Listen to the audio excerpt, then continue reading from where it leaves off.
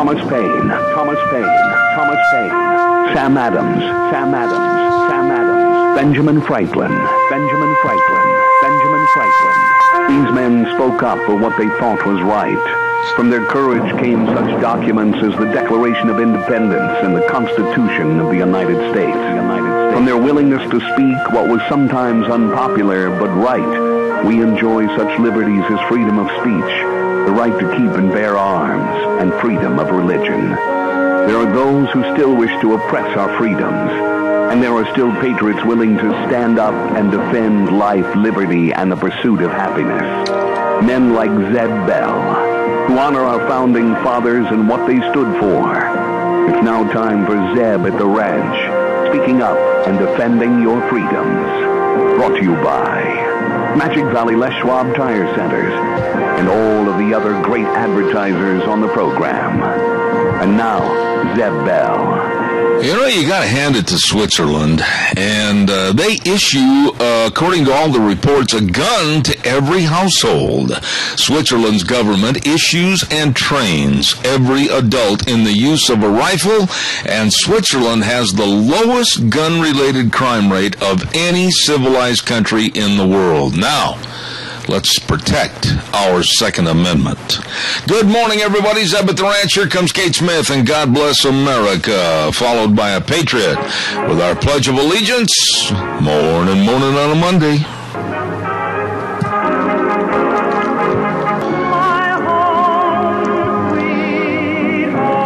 Good morning on a Monday, already March the 9th. I'm Zeb Bell, Zeb at the Ranch, with our major sponsor, your Magic Valley Les Schwab Tire Centers, all 7 locations serving you.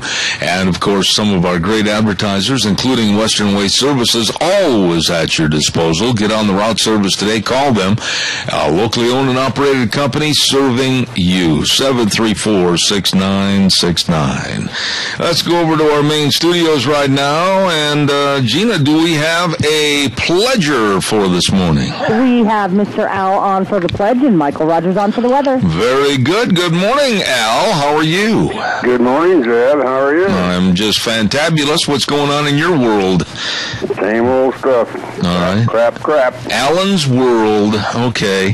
Give us the pledge, it's please. The whole world, Zeb, not just my world. You're not kidding. Good morning. Go ahead, please. I pledge allegiance to the flag of the United States of America and to the republic for which it stands, one nation, under God, indivisible, with liberty and justice for all. Very well done, my friend. And God bless you and Polly, and I hope you have a great week. And same to you. All right, buddy. Thank you much. It is time for the weather, and I'm a little jealous of where this guy was yesterday. But first of all, let me tell you about Cheney Flooring and Home Design. Oh, my goodness, 1228 Oakley Avenue in Burley, 678-6945. Look for the blue door. They're open Monday through Friday, 9 to 6, Saturdays 10 to 4. They've got all the newly refurbished furniture. They've got everything you need to make your house a home. You check it out today. Give them a call. Stop in. Cheney Flooring and Home Design on 1228 Oakley Avenue in Burley. And right now, here is the old NASCAR aficionado, Michael Rogers weather. Yes, sir. Congratulations to Kevin Harvick. He was not to be denied. That guy had one great car on a beautiful day in Las Vegas, Nevada. You got a nice day today, too. Good morning, everybody. 62 is going to be the high for you for the day. You will hit 68 tomorrow. That's the good news. Just sun and very little clouds. Other than that, great NASCAR weekend. Really nice watching Jeff Gordon get the pole. Junior had it, just snuck up behind him and got it. Kevin Harvick didn't show up, but he showed up for that race, and that's what counts. Hey, everybody, enjoy the weather. It's the only weather you got. All right, Michael, firsthand observance of the big NASCAR race in Las Vegas. Thank you, sir. And the weather brought to you by Cheney Flooring and Home Design. You better believe it. They know all the home design, everything about making your house just a home, a beautiful home. So check it out today. Call them or stop in 1228 Oakley Avenue in Burley, 678-6945. Look for the blue door. Cheney Flooring and Home Design. We've got some news notes here quickly I've got to take care of. Some public service announcements, and one of which I wanted to remind you, the 12th annual Sportsman for Fish and Wildlife Magic Valley Chapter fundraiser and banquet is going to take place this next Saturday the 14th at the Canyon Crest Event Center. And the previews start at 5:30, dinner at 6:45. Don't forget to get your tickets for that big event coming up this next weekend. Sportsman for Fish and Wildlife at the Canyon Crest Event Center.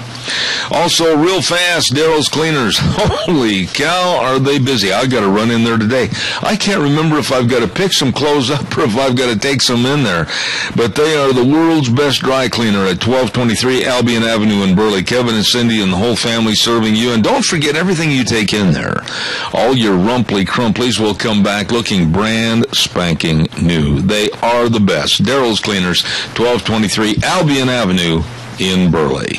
And don't forget, too, we are really blessed on this program and then right here in this office to have SafeLink Internet. And the number to call and tell them Zeb sent you, and they'll treat you right. 677-8000, Idaho's number one choice for wireless Internet, and that's, of course, 17 years and counting.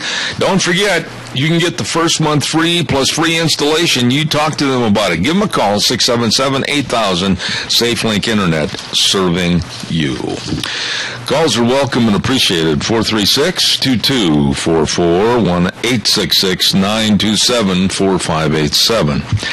The University of California at Irvine, some of our bright young millennials decided that they didn't like the United States and that they didn't like the flag of the United States.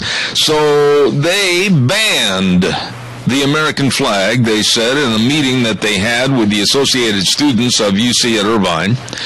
And they banned the American flag from being displayed in the lobby of the student government offices, and they basically wanted to take the flag down entirely at UC-Irvine. Some of these dolts wanted to make the flag illegal on the UC campus, and they wanted to ban it for fear, and here's some of the excuses they gave, for fear that it might make someone feel bad or inhibited by its imperialistic colors. Doesn't that just make you sick? These kids, these dumb dolt kids, have no idea that they can express this idiotic opinion thanks to our soldiers that have given their blood, sweat, and tear in their lives at faraway islands and faraway countries to fight for this country and our freedoms. And I'm really holding back on a lot of the verbiage that I wanted to spew out on these kids and let them know how absolutely stupid they really are. But you know what happened? It was turned around. Cooler heads and smarter people prevailed. And, quote, a story that was handed to me this morning, the American flag is still flying proudly throughout the campus and will continue to do so, said an executive member of the cabinet of the students of UC-Irvine. And here, listen to this, and then give me a call on your thoughts on this. The Associated Students, University of California at Irvine, Riza Zamora-Dodian. Now, there's a name. Riza Zamora-Dodian. That sounds like a Smith & Jones from Missouri. Absolutely says, I stand firmly against this piece of legislation. And that's in regards to letting the flag fly. Zamora-Dodian said, as chair of the executive cabinet, we will be having a conversation about this piece of legislation and deciding what course of action the cabinet will take collectively. Well, you just go right ahead and you have another meeting, Mr. Riza, and then get back with us after you're overturned again, because the flag is going to stay on the campus of UC-Irvine, and rightfully so. Your calls, your thoughts, 436-2244, 1-866-927-4587. Ramsey Heating and Electric. Go to the light. Go to the light. They've got light bulbs, so many kinds of light bulbs. They've got the high and low wattage. They've got all the halogen bulbs. They've got the CFLs, the compact fluorescent lights. They've got all your fluorescent light tubes in many colors and sizes. They got it all for you right there. You will not be in the dark at Ramsey Heating and Electric at 2600 Overland Avenue in Burley. Number to call, and you can call ahead and tell them, hey, I need such and such. They'll have it on the counter waiting for you. 678-0459. 678-0459, Ramsey Heating and Electric. And they're open 7:30 to 5:30 Monday through Friday, where they provide warm winters and cool summers. Also, real quick, I want to remind everybody about our friends over at Denny's Restaurant and our next lunch bunch. We've had quite a few questions on this. Our next lunch bunch is going to be next week on Thursday the 19th, and it's going to be at 11:30 at Denny's Restaurant on the 19th. Don't forget that. And, of course, Denny's Restaurant at 611 Overland in Burley, and what a menu. What a menu. They've got the very, very best of breakfast and lunch and dinner, and you're just going to love it. Like for breakfast, you can build your own Grand Slam breakfast. Oh, it's delicious. And then, of course, don't forget they've got another brand new location at 291 Pole Line Road in Twin Falls. Denny's Restaurants, the best of eats, the best of people, and you'll have the best of times at Denny's Restaurants. You stop in and see them today. All right, give me a call, 436-2244, 1-866-927-4587. Did you hear about the couple in Reno? And this kind of ties in with the gun control issues that we were talking about when I started the program off this morning regarding Switzerland. But there's a couple, I believe it was in Reno, Nevada, that wanted to adopt a foster child. And these people, this husband and wife, were absolutely impeccable with their attitudes, their personalities, their home, their backgrounds were perfect, except for one thing. They had a permit for a gun.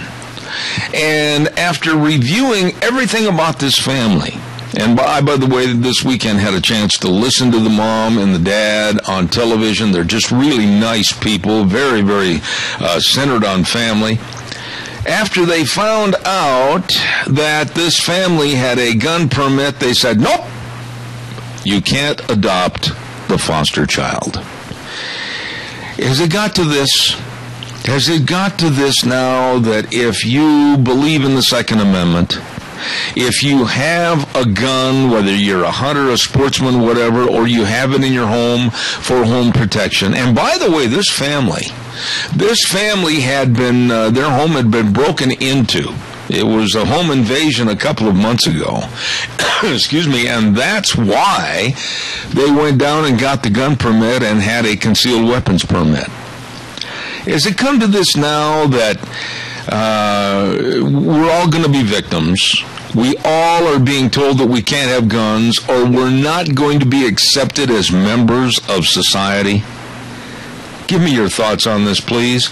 These people were victims of a home break-in, and so they can't protect themselves in order to be foster parents. Good morning, caller. You're on the air. Good morning, Zeb. Yes, sir. You know, this gun rights thing just burns me to a core. It just burns me up. It plumb upsets me. They're out to do away with a bullet that has never killed a cop, ever. But yet, we'll let them get by with premeditated murder, paid for, premeditated, thought-out murder every single day of the year.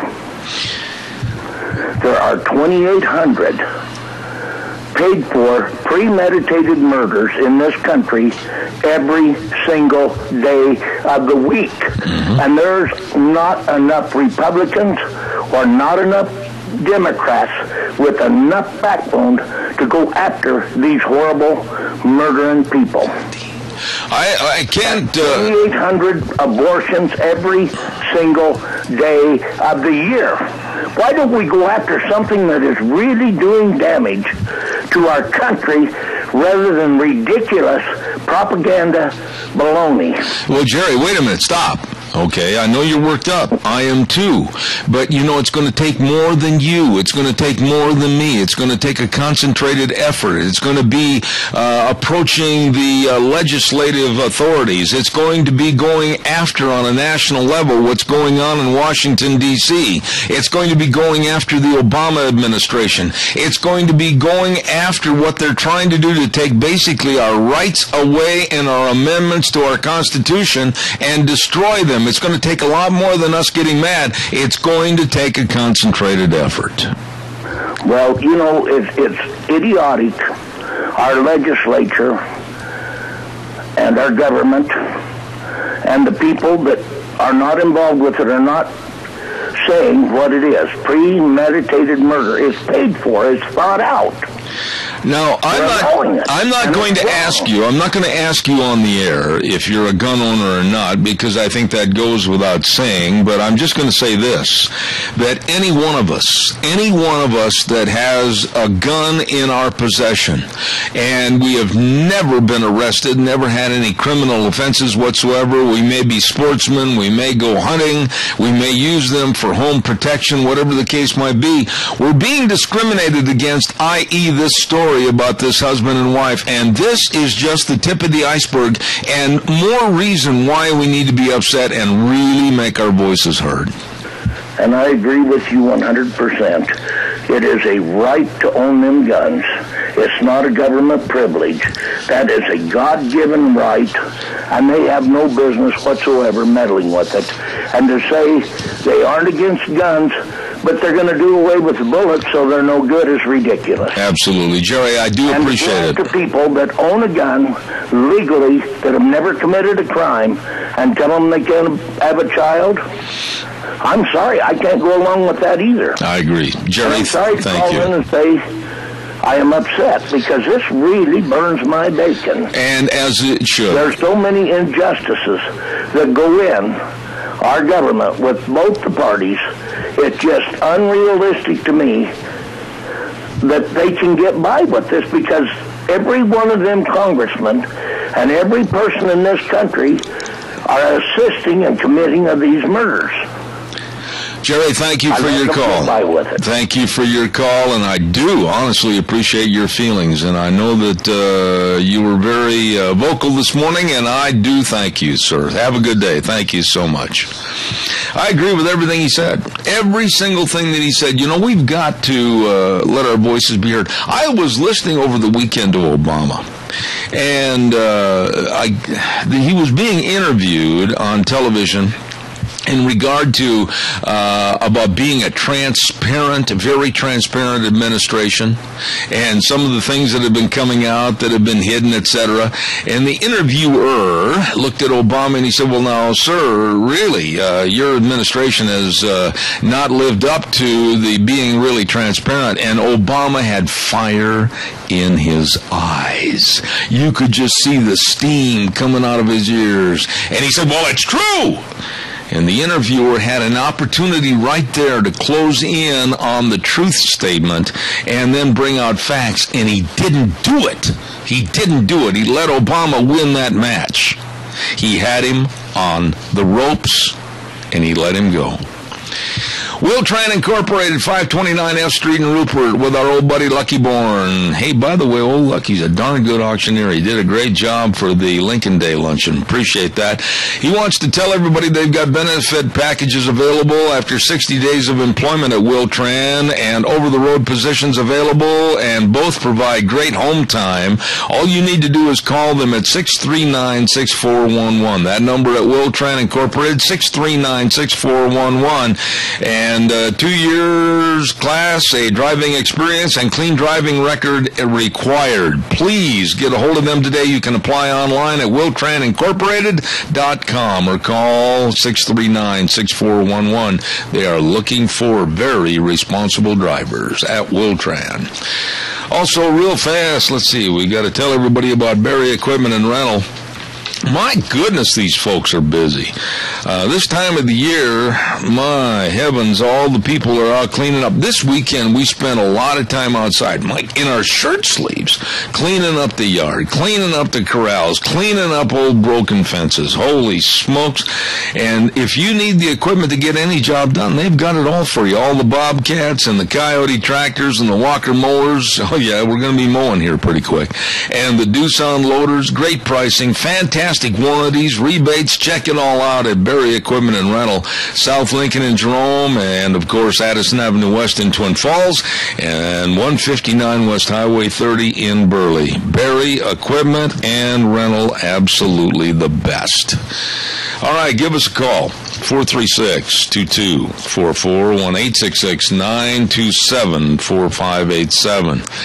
1-866-927-4587. Are you worried about the federal police coming in and taking over certain areas of the United States? I received a lot of emails over the last couple of days over the Department of Justice, Eric Holder, and threats that have been made to like Ferguson, Missouri and other areas as to, well, you just don't seem to be able to handle it and we're going to bring in police and take care of the job.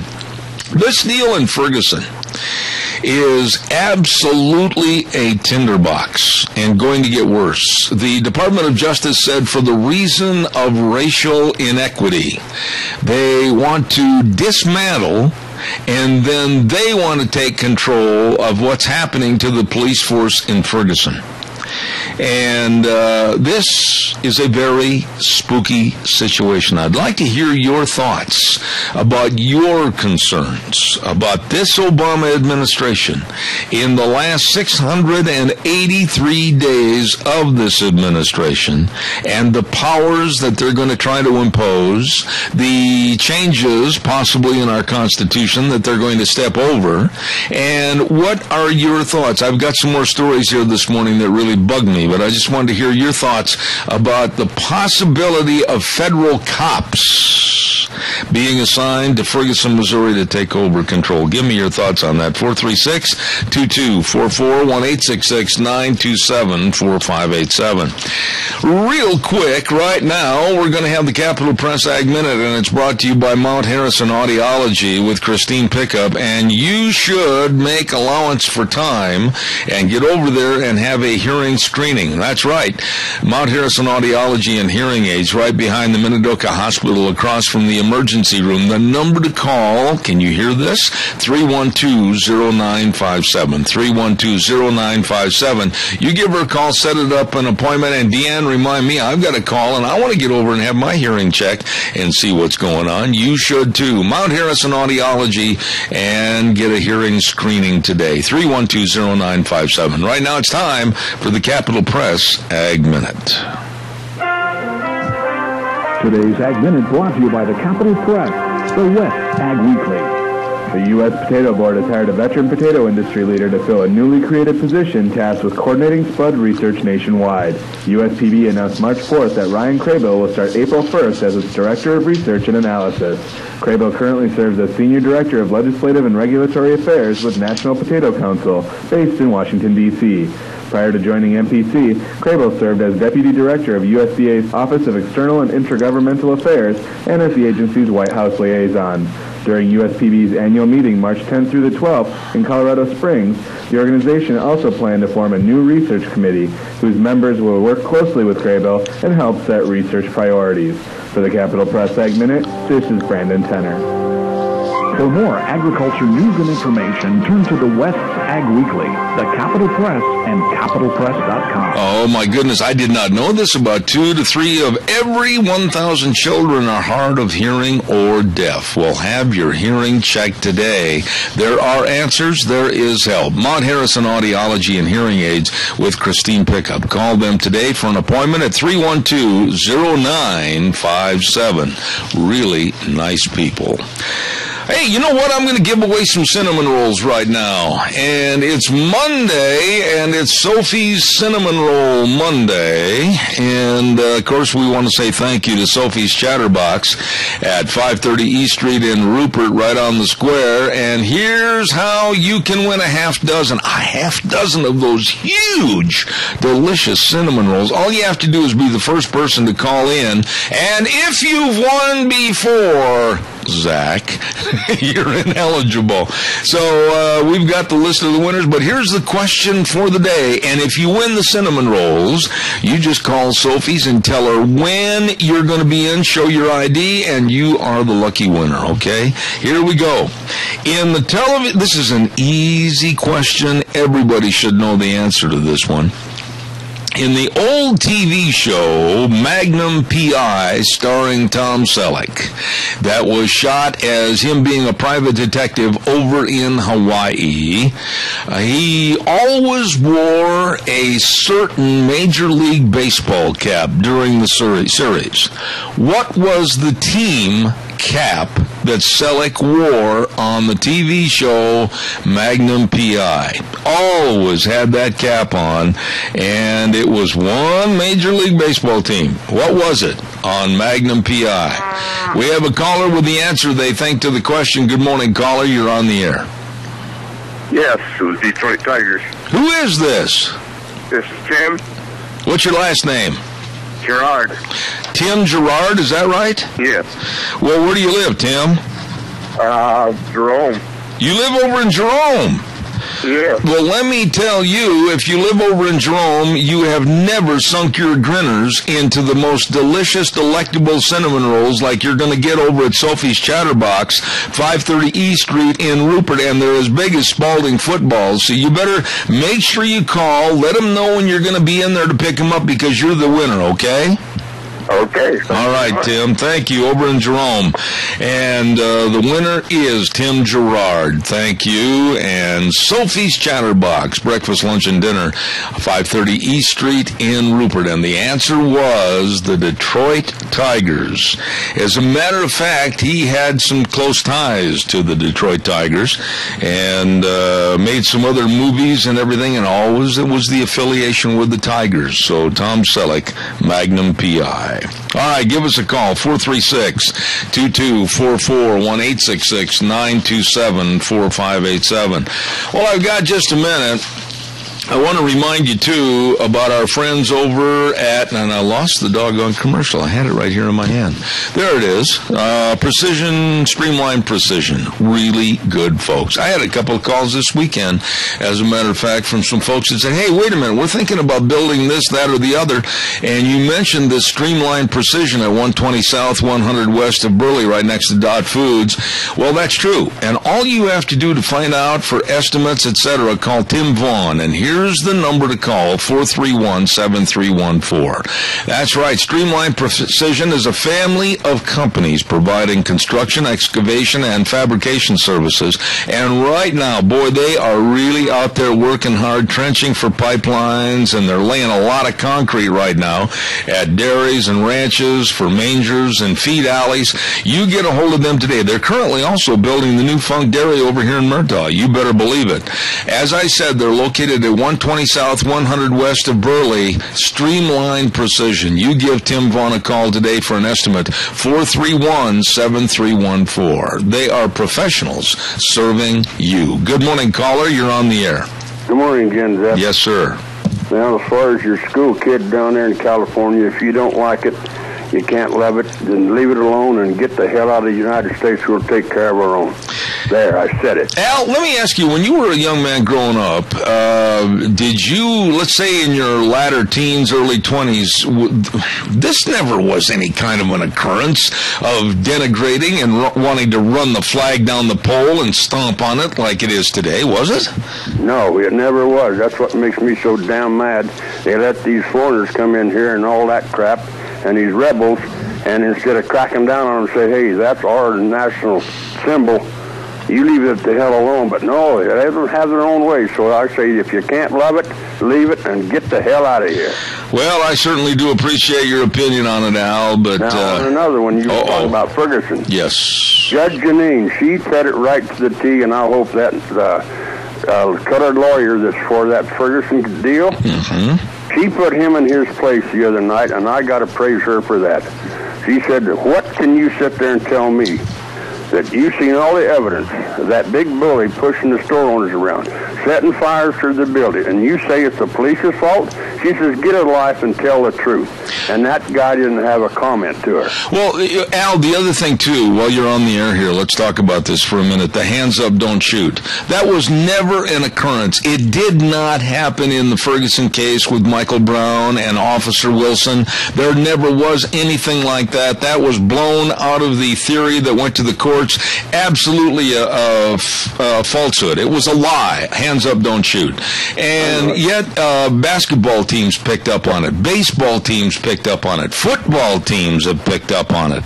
And it's absolutely a blatant lie. Well, you get stuff like that started, and they don't know when to shut up about it. And just like they brought this deal up about Selma, Alabama. Yeah. That happened over 50 years ago. Forget about it. It's in the past. Well, it's okay to have a, let's say, basically a reenactment and a resurgence of the past with the 50th anniversary of the march across the Edmund Pettus Bridge. But did you hear what they did in the march as far as excluding, and they did, the New York Times took a picture, and they absolutely excluded two very important people in that march. You know who they were?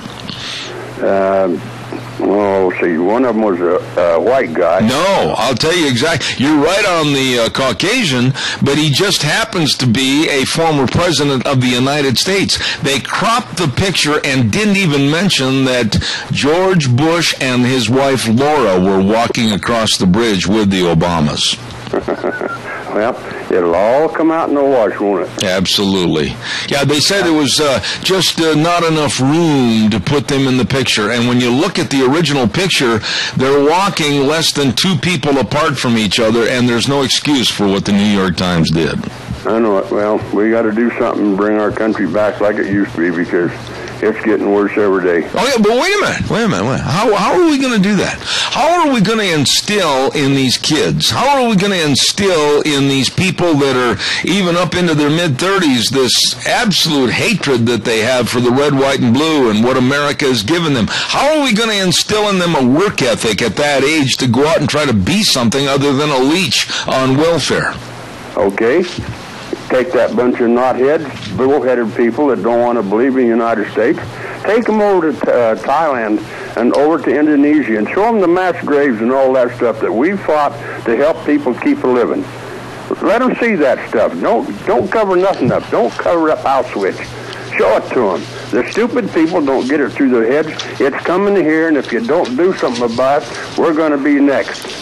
I can't argue your point at all. As a matter of fact, it's just absolutely almost a crime as to how they've treated the world's history, and then also how we have fit in as a nation in that world's history. Thank you, Al. Appreciate your call. Have a good one. Always. Thank you very much.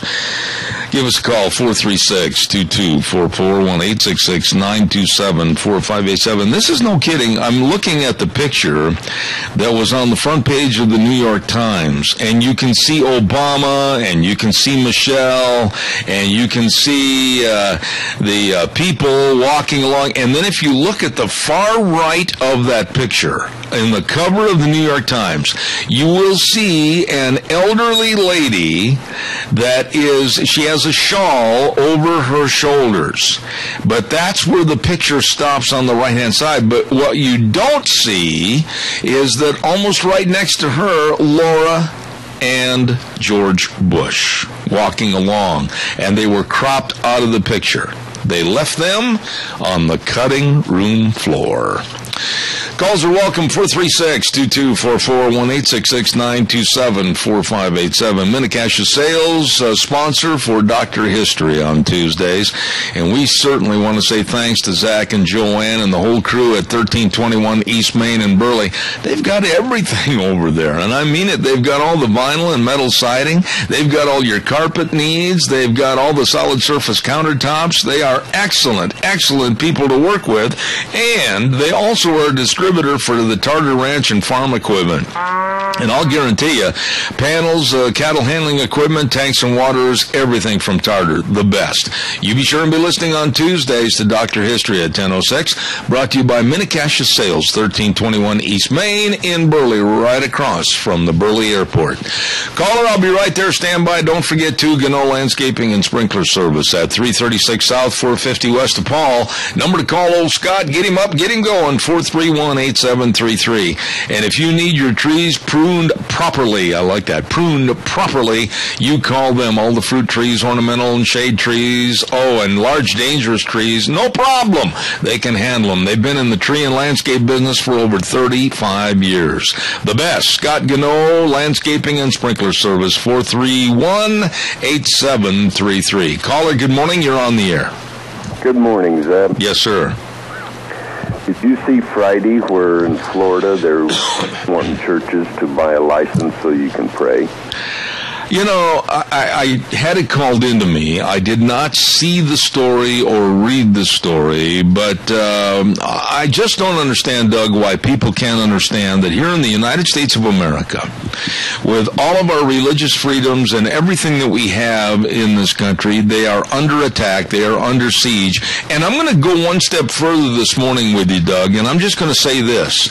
I honestly anticipate before this man Obama is out of office, there will be direct attacks on the Bible and the usage and reading of the Bible. Exactly. We're free to... We have religious freedoms, but we're not free to practice our religion. That's or right. Live our religion. Yeah. It's a sad day. And that deal at Berkeley, those kids, they should have their butts spanked when they was growing up and taught respect.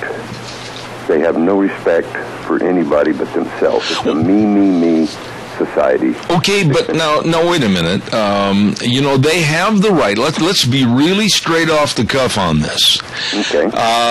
In a free speech society, and I'm playing devil's advocate here, even though it hurts me, and I hope you realize that. You're a dear friend, and you know that I hate to be fair, but I have to be. In a free speech society, these punks, these millennials that don't know come here from Sikkim, do have the right to have that free speech against our flag. But then the majority should rule as it did and put them in their place and tell them to go off on the corner of the porch and shut up. Well, this is true. They have a right, but their right ends where my nose begins. Yeah, I agree.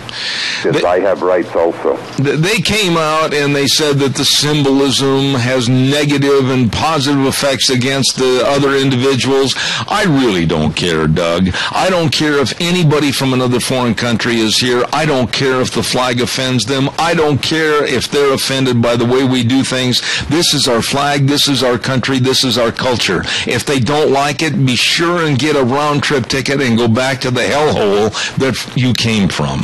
Exactly. Because that sentence that guy put out, he is definitely going to be a future politician because all it was verbal salad. That was it. Yeah. It had no meaning. There was I did not get anything out of that sentence other than they were trying to throw a lot of big words out to make them look smart. Well, the head of the Associated Students of UC-Irvine, their reasoning, and here's a couple of words that they used, to ban the flag on campus was because the flag is, quote, now these are not my words, they're their words, the American flag is a symbol of colonialism and imperialism. Okay, Mr. Word Definition, you go ahead and tell me what that means. Colonialism is people coming together to fight for a cause. That's my meaning. You know? And the imperialism, it's almost, it has shades and veins of the same type of verbiage that was used at the beginning of World War II when the Japanese attacked Pearl Harbor. Remember they used the word imperialism and et cetera? Mm-hmm. And you know, I am so sick and tired of our country being run down. I am so sick and tired of the liberal left saying that we've got a bunch of acne on otherwise pure skin. I am so sick and tired that we need to keep pointing out our faults and apologizing for the past, for transgressions that they, the liberal left, say that we made. You know something, Doug? I'm pretty doggone proud of this country, and I'm doggone proud to be an American citizen, and I'm not apologizing to anybody. I'm not either, Zeb. I'm right there with you.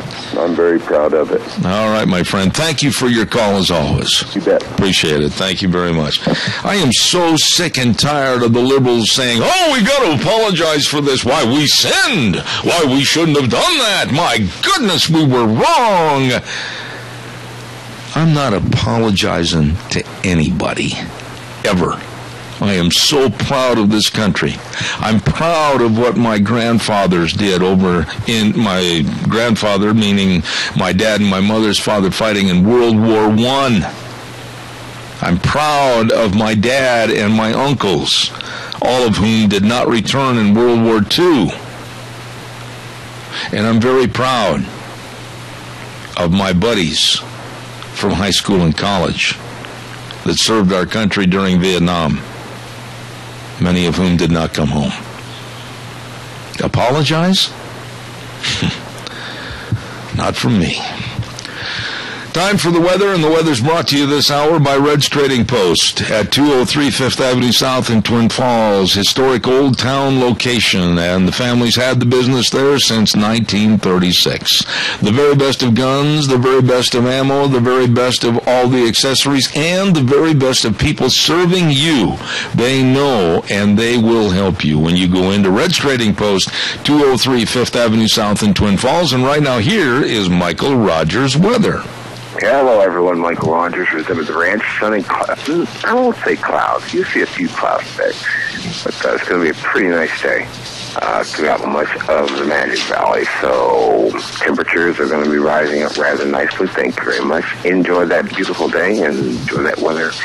It's the only weather you've got. All right, Michael, thank you very much. Brought to you by Red's Trading Post, 203 Fifth Avenue South in Twin Falls. Ryan Horsley, our old buddy right there at Red's Trading Post.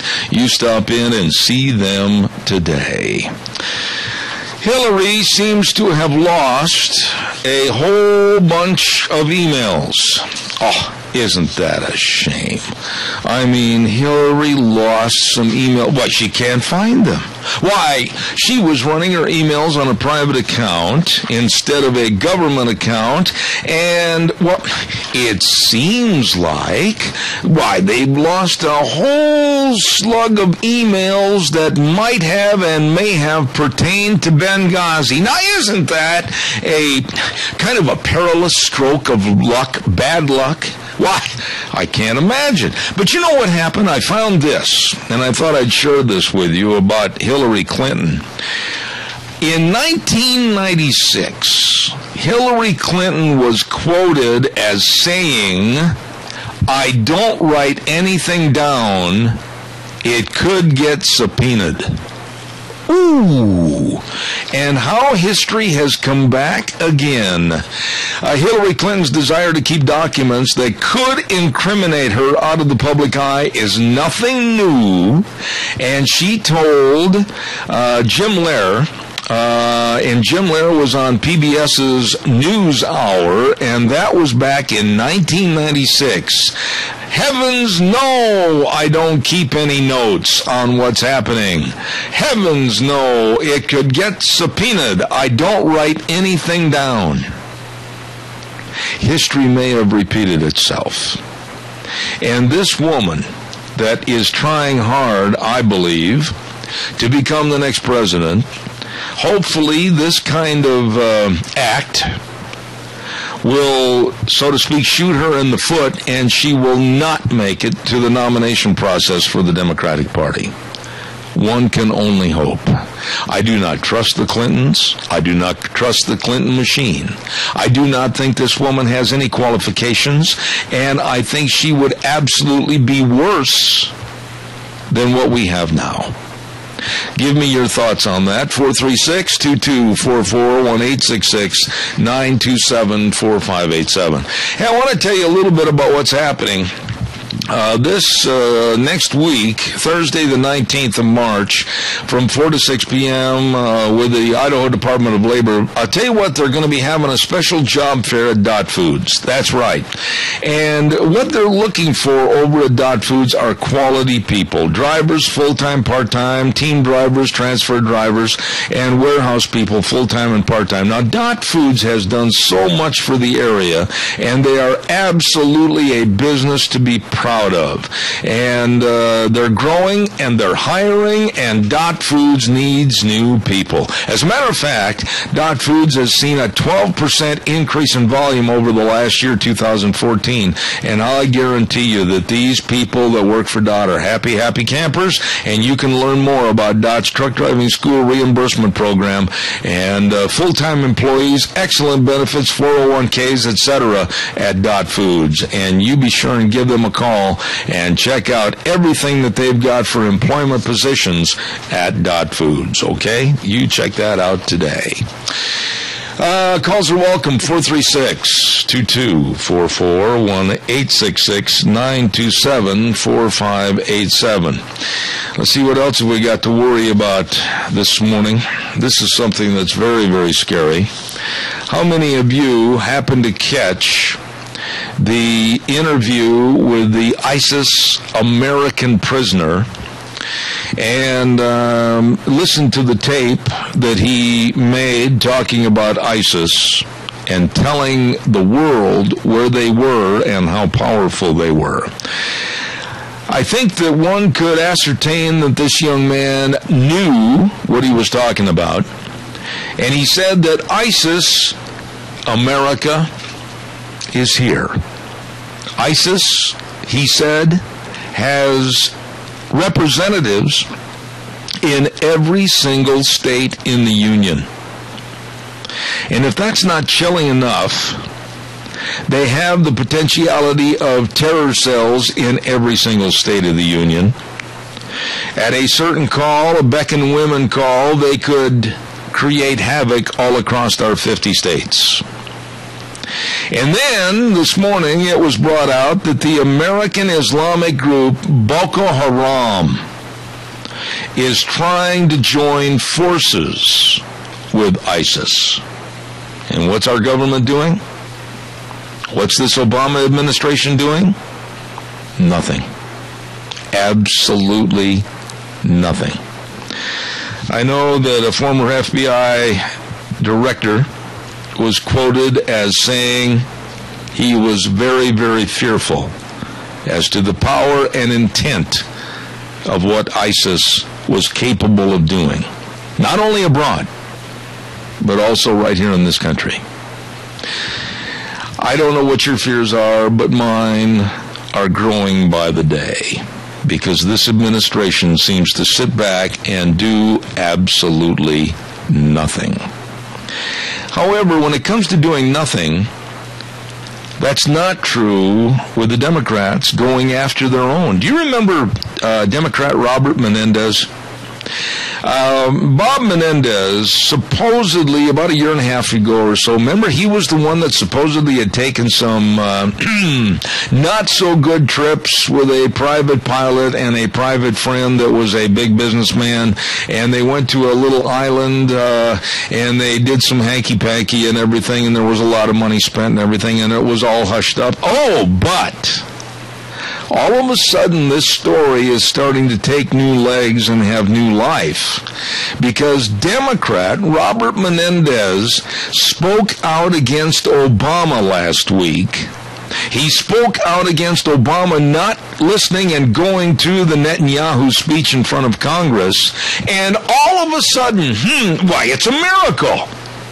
All of a sudden, all of these allegations and charges against Bob Menendez have surfaced again.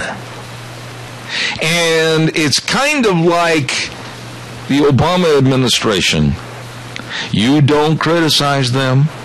You don't come out and say anything negative about them, or they will turn your life upside down. And now Bob Menendez, Democrat, is in a whole lot of trouble with the Obama administration. Film at 11. We'll see what happens. Calls are welcome, 436-2244, 1-866-927-4587. I want to say again, thank you to all of our wonderful gift card sponsors for our lunch bunch. And by the way, our lunch bunch is going to be next week on the 19th. Don't forget that. And we want to say thank you to Walmart and Smith's Food King and Hanson Mortuary. God bless you. Thank you for staying with us all this time and helping us with all these door prizes and everything. Once again, Walmart, Smith's, and Hanson Mortuary, thank you very much. We appreciate it. Call, I'll be right with you. Stand by.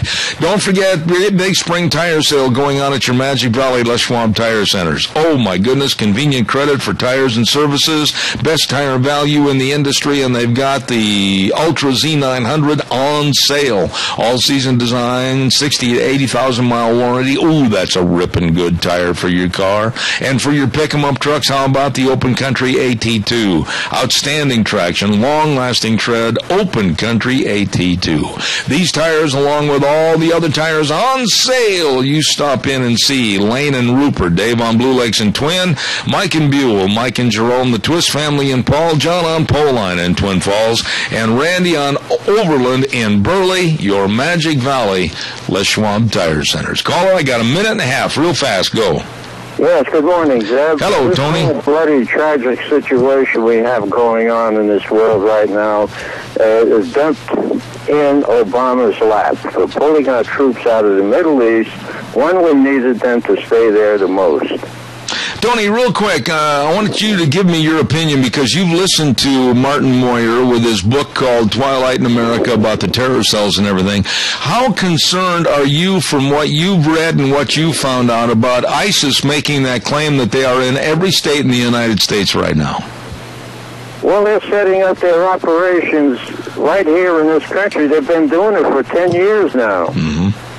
And one of these days, when the time is right and they get the word, they're going to be hitting every major city in this country. And if people think that I'm full of baloney, it's a fact. Yeah. It is going to happen to us. Tony, I appreciate your call. I got to run to the news right now, but I appreciate it. God bless you and Mary. Have a good day, okay? Okay, thank you. Thank you, sir. And I agree with him. We've got to be much more diligent than what this administration is showing us right now. We'll be back in about 6 minutes. Frosty Woldridge from Golden, Colorado. Stay tuned. Zeb at the Ranch on a Monday.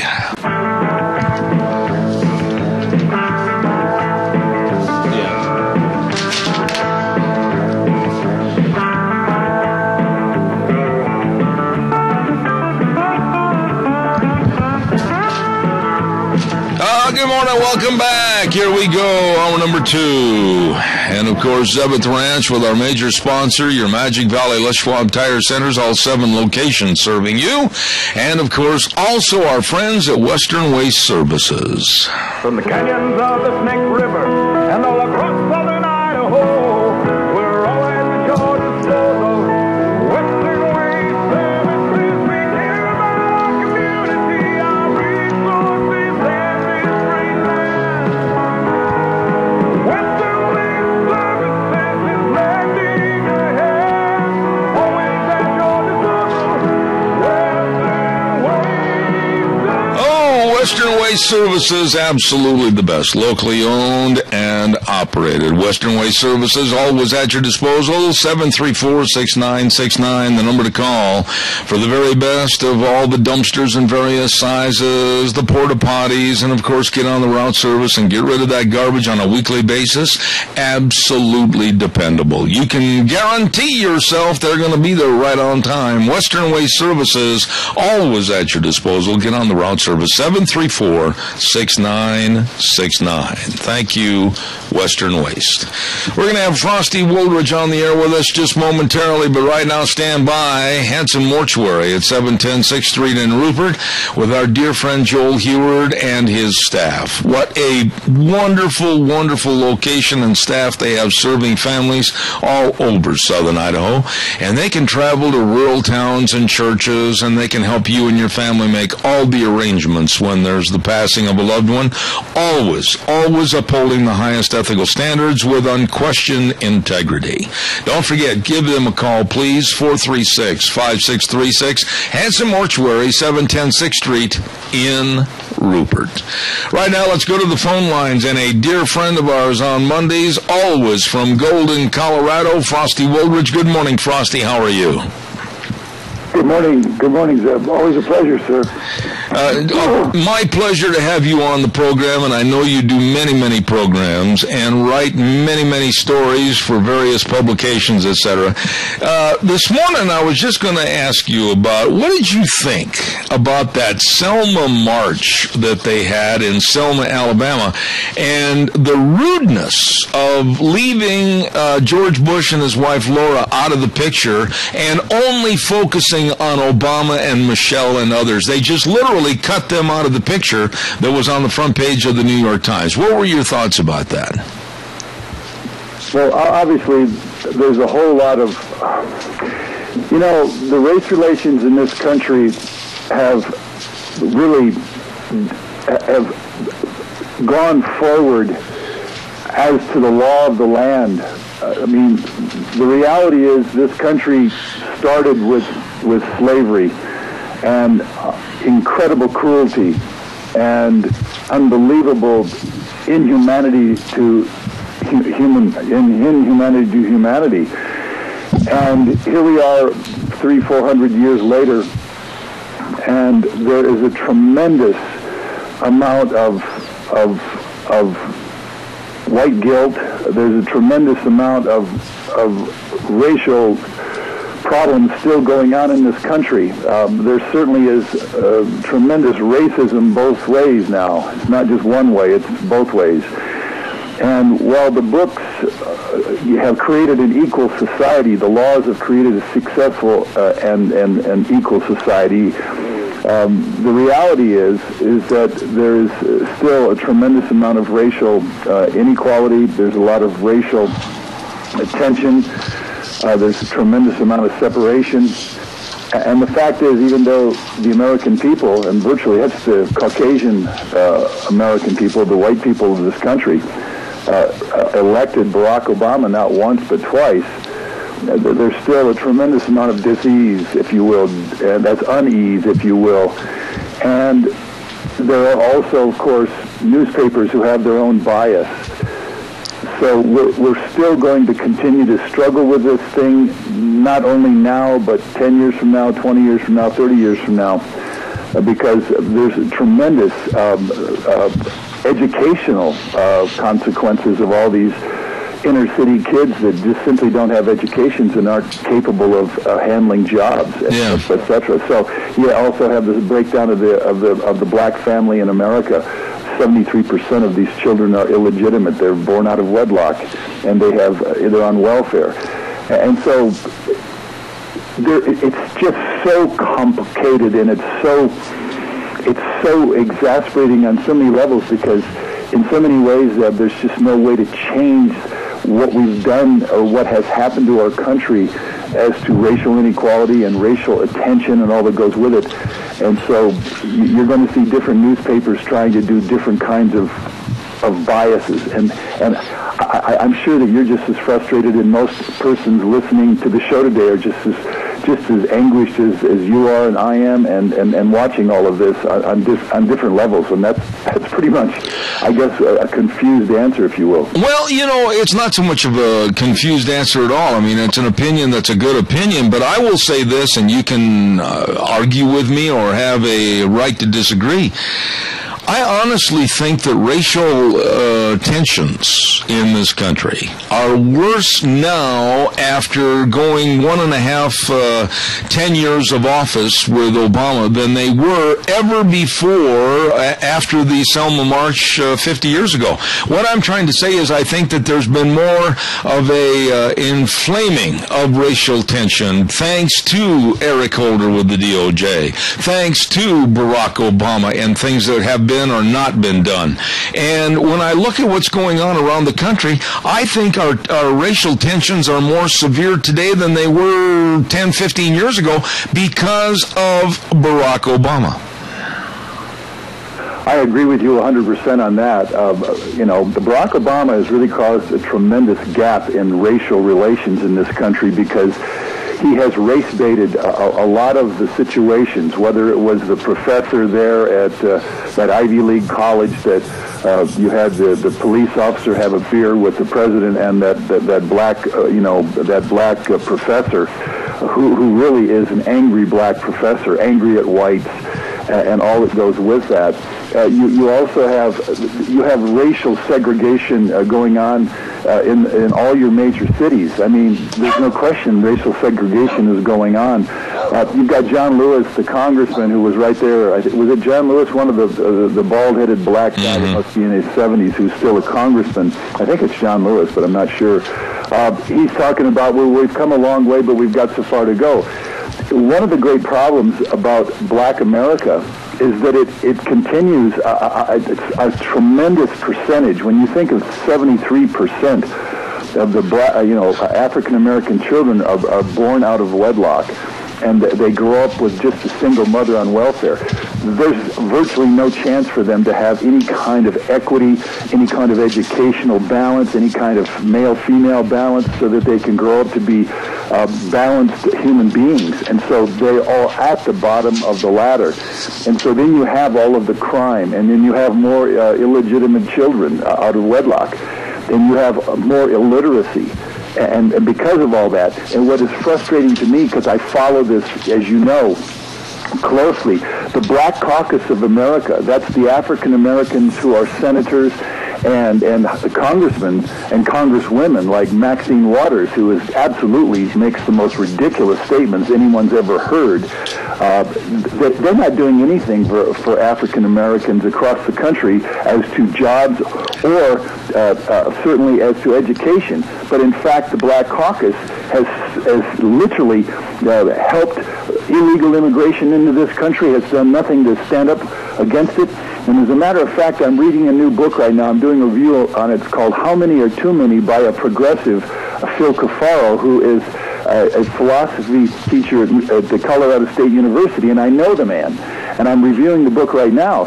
And he talks about the fact that the inequalities that are going on are because we keep immigrating all of these millions of people into this country, so African Americans don't have a chance for jobs. They can't even get jobs as janitors anymore. They can't get jobs as taxi cab drivers because Pakistanis are taking them, because Somalians are taking them, because Afghans are taking those jobs. And so we're really pushing the black men in this country further and further down the economic ladder, Zeb. Well, I want to ask you something else, a little twist different in the Selma March, the reenactment of the march, and Obama and his speech. Now, I listened to the speech, and in front of me I have the exact count. Ferguson, Missouri, and Michael Brown were mentioned 8 times and 3 times, respectively. And Obama went on to mention Michael Brown by name and then also referred to him as an unarmed black teenager. And he was heavily involved in his speech in regards to what happened in Ferguson and how wrong it was. And then he went on to talk about the killing of an unarmed teenager. I don't don't think that was the right place and time for all of this. And he also hit voting and saying how bad it was for people in America to have to show an ID to go to the polls. I mean, he tied a lot of things in to racial inequity, supposedly, at Selma's March. I don't think it was the time and place. Well, it certainly wasn't. The reality is that Michael Brown was a 6'4", 290-pound thug. He was either going to be a dead man or he was going to be a lifelong prisoner in the prison system because he was a budding criminal.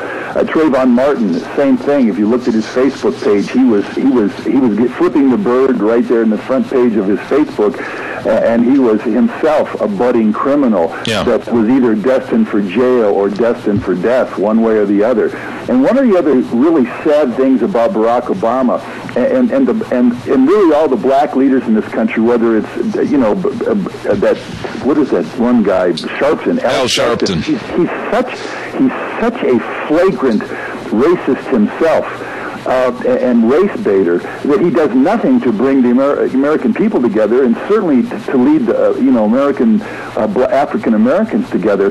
But no one notices or no one mentions the fact that there are on average, Zeb, 6,000 black people in this country, African Americans, kill 6,000 more African Americans every year on average. Black on black crime is thousands of times more prevalent than one or two incidences where some 6'4" black kid attacks a police officer and in fact attacked him in the squad car and tried to go for his gun and got his hand shot and then races off at that point, then turns around and recharges. Those are the realities. That's why Eric Holder couldn't indict, Darren Wilson, the police officer, because the guy was defending himself from a thug who was about to try to kill him, and that's the reality. And so when you overlook all of the realities and you pretend that the African Americans are being terribly prejudiced against, the fact is they've got their own problems within their own ranks, but nobody wants to talk about them being responsible for themselves. Yeah, but wait a minute. Black America has got to be personally accountable and personally responsible.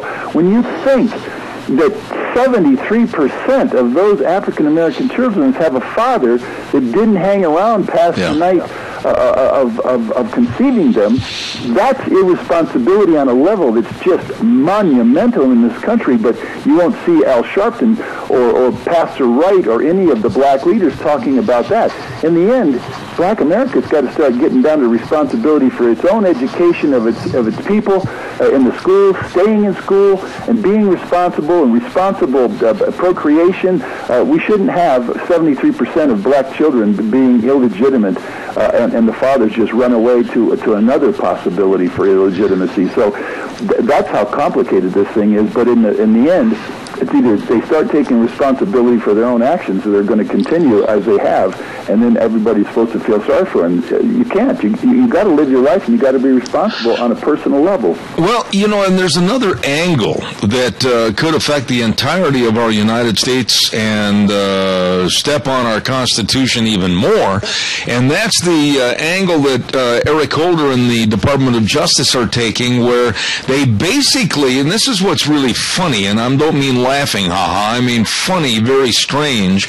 They came out and agreed with the grand jury report that Officer Wilson did nothing wrong and acted in self-defense. But the caveat is that now the Department of Justice is going after the Ferguson Police Department, and there's been the insinuations, and I know you've heard them, about possibly federal police officers coming in and dismantling and taking control of that police force. And to me, that is extremely worrisome. Zeb, I have the same worries. Here's the reality. You all know, and most listeners have read my The Tragedy of Detroit. I'm the teacher who was a summer truck driver who moved virtually hundreds, thousands. My United Van Lines company moved hundreds and thousands, tens of thousands of Detroit European Americans, Caucasian Americans out of Detroit because the lawlessness became so great. and that they just fled because they were getting killed at stoplights and stop signs, and the carjackings and the schools, and the kids were getting bullied and beat up and robbed, white kids, that white America moved out of Detroit. That's why Detroit today is like 93% black, and now, of course, it's 93% black and Arabic. And the major language in Detroit now is Arabic, for heaven's sakes, folks, because it's all Muslims. And so what's going to happen if the black community has so much crime, and it has so much crime, and there's no one there to police that, at some point, black Americans are going to be begging to have police officers come in there and start arresting all of these criminals again. Again, all of these 73% of these illegitimate children, absolutely, who knows how many, but the massive number of them turn out to be criminals. Then who protects them? Because they can't even get enough black officers to pass the test to become police officers, because they don't have the education. So who is to police those black communities? This is why this thing, and I'm giving you, frustrated answers this morning, because the thing is so complex on so many levels, and I've seen it, because I taught school in the inner city for 2 years, and I got to tell you, I found it to be totally hopeless, and I, as a very idealistic teacher way back in the 1970s, I fled the inner city because it was just so hopeless, and that hasn't changed 40 years later, Zeb. Well, when you say that, there's a point to be made there, though. When you were teaching in the inner city, and we see what it is today, and we see that literally it's a jungle, and it's out of control. There is no punishment. There's no rhyme and reason. There's no rules. There's no regulations. What can be done? There's something that has to be done to straighten this mess out, and there has to be a correction. There has to be a course correction, or we're all doomed, because it's going to spread from the inner cities all across this nation. What do we do? Well, and I've actually brought that to people's attention. If you go today to newswithviews.com, you're going to see a piece called "How Many Legal Immigrants Are Too Many?" And that's at newswithviews.com. And I give a letter that you can just cut and paste and send to all the different addresses, asking the media to take action. So please do that today.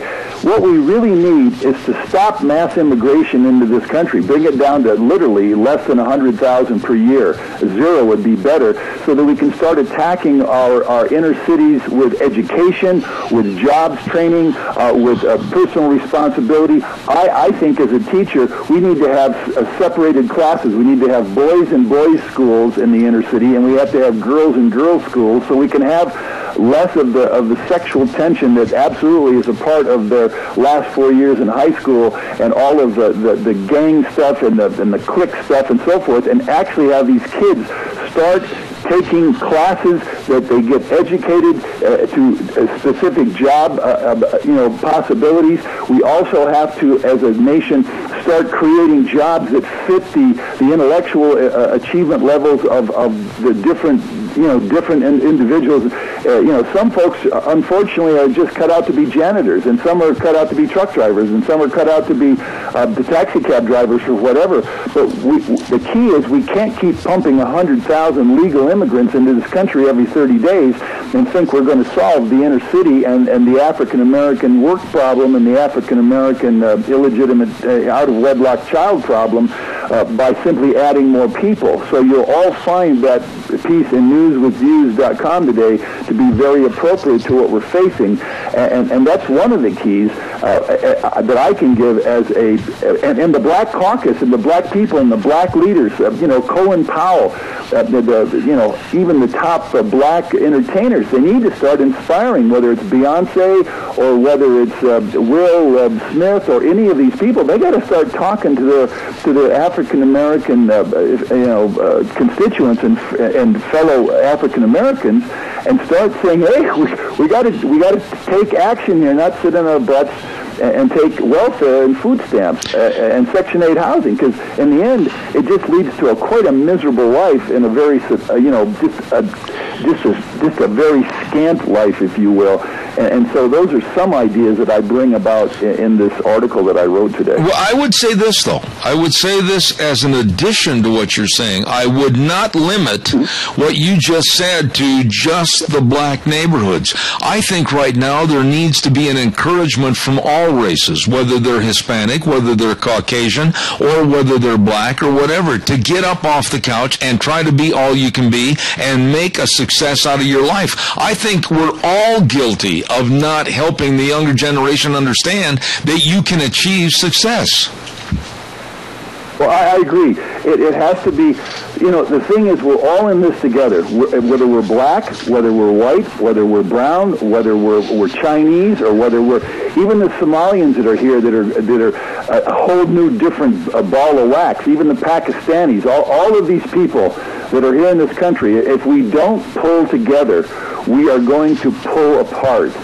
And education is the key to creating human respect for other races, for other ways of thinking, and also ways of acting.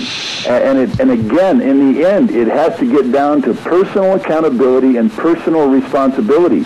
And that's the key, because without those and without education, we are in a giant polyglot, a morass of uneducated and certainly multiculturalized ethnic tensions.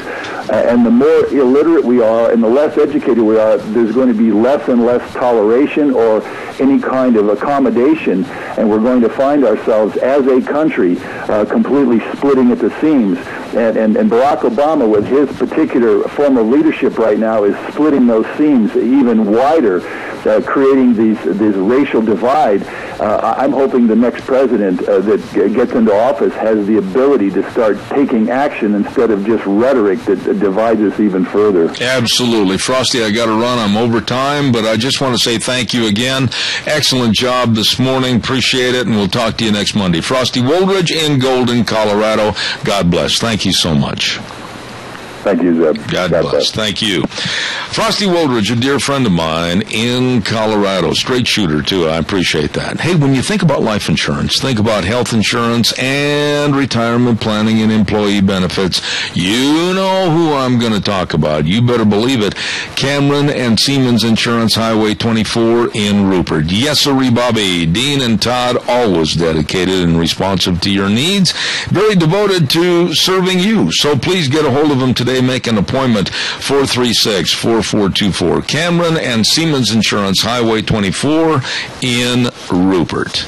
Oh, by the way, if you're going to be on Highway 24, I heartily suggest that you get a hold of Let's Ride, Highway 24, between Rupert and Heyburn, and this is where the fun is sold. What do you mean where the fun is sold? Absolutely, they've got all the ATVs. I mean, you walk in that showroom, oh my goodness, have they got a wide array, a great display of ATVs and dirt bikes and all the accessories. I mean, wow is the word. Wow. Yep, you're going to be wowed when you go to Let's Ride. And don't forget, too, they've got a fantastic service department. So if you haven't had your four-wheeler serviced yet, you call them, and they have wonderful people serving over there at 436-4771. Make an appointment, get your bikes over there.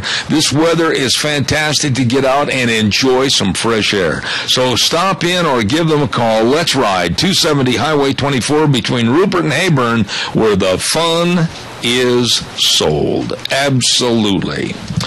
We're going to have our next guest with us on the program in just a very, very few minutes, and I also want to remind you real quick before we get Kerry Kupek on the air with the Alliance Defending Freedom, I want to remind you about Streamline Precision, 120 South, 100 West of Burley, next to Dot Foods, and the man to talk to for your estimates and about getting something built for your business is Tim Vaughn. You call him at 431-7314, or you can go online at StreamlinePrecision.com.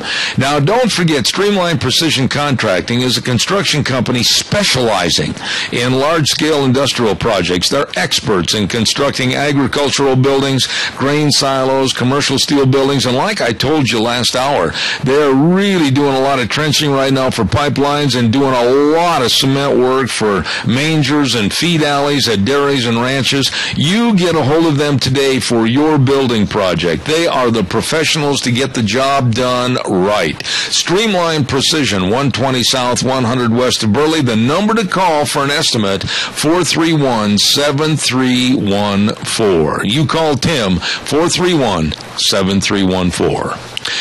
All right, now let's move to the phone lines, and with us is Carrie Kupek with Alliance Defending Freedom. Good morning, Carrie. How are you? Good morning, Deb. Doing well. How about yourself? Really good. Listen, I've got to get right into this. We've got kind of a consolidated schedule here this morning. What in the world is the matter with the University of Georgia after we've seen this happen at other campuses around the United States where they try to limit speech to certain areas? Wasn't Georgia paying attention? What happened over there? It's very hard to say, but you're right. Universities around this country, they're supposed to be the marketplace of ideas. That's why people go to school, so they can freely discuss and debate, and that's part of the educational experience. And like we've seen, a lot of these public universities have these so-called speech zone policies where they essentially limit students from freely speaking to less than 1% of the campus, and that's what happened at the University of Georgia. They had this speech zone, which again limited groups to less than 1% of the college's main campus, and if students wanted to speak on other locations, the university required them to get permission 48 hours in advance. And so a few years ago, a student group called Young Americans for Liberty, they had this neat display. It was a debt clock display to draw attention to the mounting debt, national debt in the country. Well, university officials told the group that they had to stop doing that because it was outside the so-called speech zone. So Alliance Defending Freedom filed a complaint on their behalf, filed a lawsuit against the school, and the school, in response to the complaint, actually revised their speech policy that allowed students to freely speak and promotes really the educational purpose of the school. So this is a good thing, and so we have dismissed the lawsuit. What were the threats against these students, Carrie? I mean, did the administration walk up to them and offer them the opportunity that they might be expelled or they might be jailed? I mean, what in the world was this university going to use as a threat to stop them from exercising free speech? Well, these officials typically just tell the students they must stop, and sometimes the students do it again, and it causes all kinds of problems. But the good news is now this group, they can host informational tables and displays, they can use handheld signs on campus outside the designated speech zones without fear of punishment, and punishment can range a whole gamut of things. And it's not just this group, but any student group. Because again, a university really can't function if free speech is limited to less than 1% of the campus. It's sort of mind-boggling because it undermines the entire purpose why the university is even there in the first place. I guess I'm sitting here and I'm just taken aback as to people telling students or telling anyone, I'm sorry, but you're not in a free speech zone. You're going to have to curtail all your activity and shut your mouth, and you can go over here to the far edge of the parking lot, but that's the only place. I mean, if I were one of those students, Carrie, I probably would have been arrested because nobody at any time or any place is going to tell me that I'm out of a free speech zone. Understandably, and especially in light of some of the free speech under fire that we've seen internationally. Some really horrific events come to mind that were recent. It's really important that our public universities do everything they can to ensure that students are able to freely debate and discuss, to ensure that the entire reason of your university, that's why it's there, is continued to be protected as complying with the First Amendment. And the First Amendment protects the rights of students to freely speak, certainly at a public university. So we're pleased that the University of Georgia recognized this and revised their policy to make it a more speech-friendly campus for all students. But this isn't the first time this has happened. As a matter of fact, we even had a story on not too long ago about Boise State University trying to employ the same tactic, but there's been other universities too.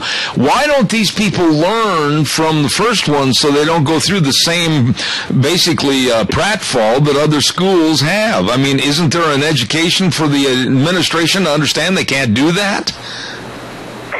It is strange. I agree. There have been plenty of instances of this across the country. We see it a lot, too, with a group that particularly tend to feel this are pro-life student groups who want to put on displays, just getting their fellow classmates' attention to the horrors of abortion and what's happening there. And so these policies have definitely negatively affected them, but not just them. It really affects all student groups. And it's hard to say why a university, a public university, would intentionally create policies that would limit the speech of their students. It is a university. Students go there to learn. They learn from each other, and one of the ways they learn from each other, the student groups do put on displays and do different things. It's the beauty of going to college and to going to a university. Mm-hmm. So you're right. It's hard to understand why they do so, but Alliance Defending Freedom is committed to looking at speech policies or so-called speech policies across the country and making sure they comply with the First Amendment so that all students have the opportunity to speak and learn from each other. Now, the other story we need to get into, and I'm a little bit confused as to what happened and what didn't happen, but that was in regards to a Lubbock Independent School District that refused to display a faith-based ad on its Jumbotron during high school football games. Tell us a little bit about what happened and why they refused to do this.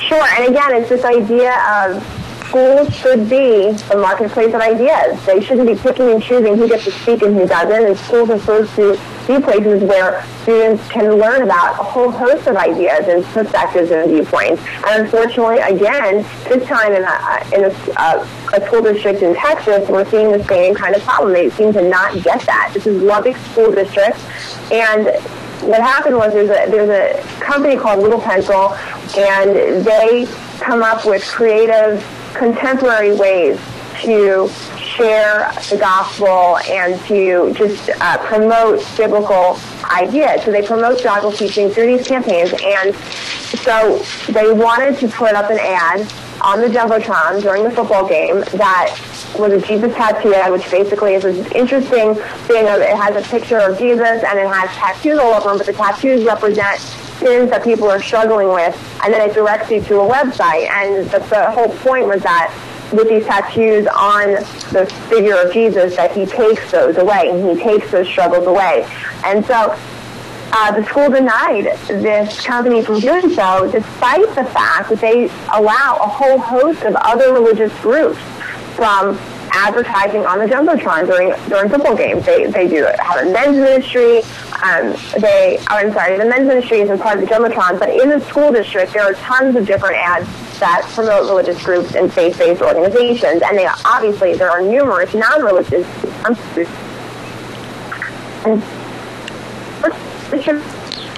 Carrie? Yeah, that they would that the ad could be prohibited by the school. So we have appealed that ruling, and we're saying that the school cannot pick and choose between religious perspectives what it allows in the Jumbotron.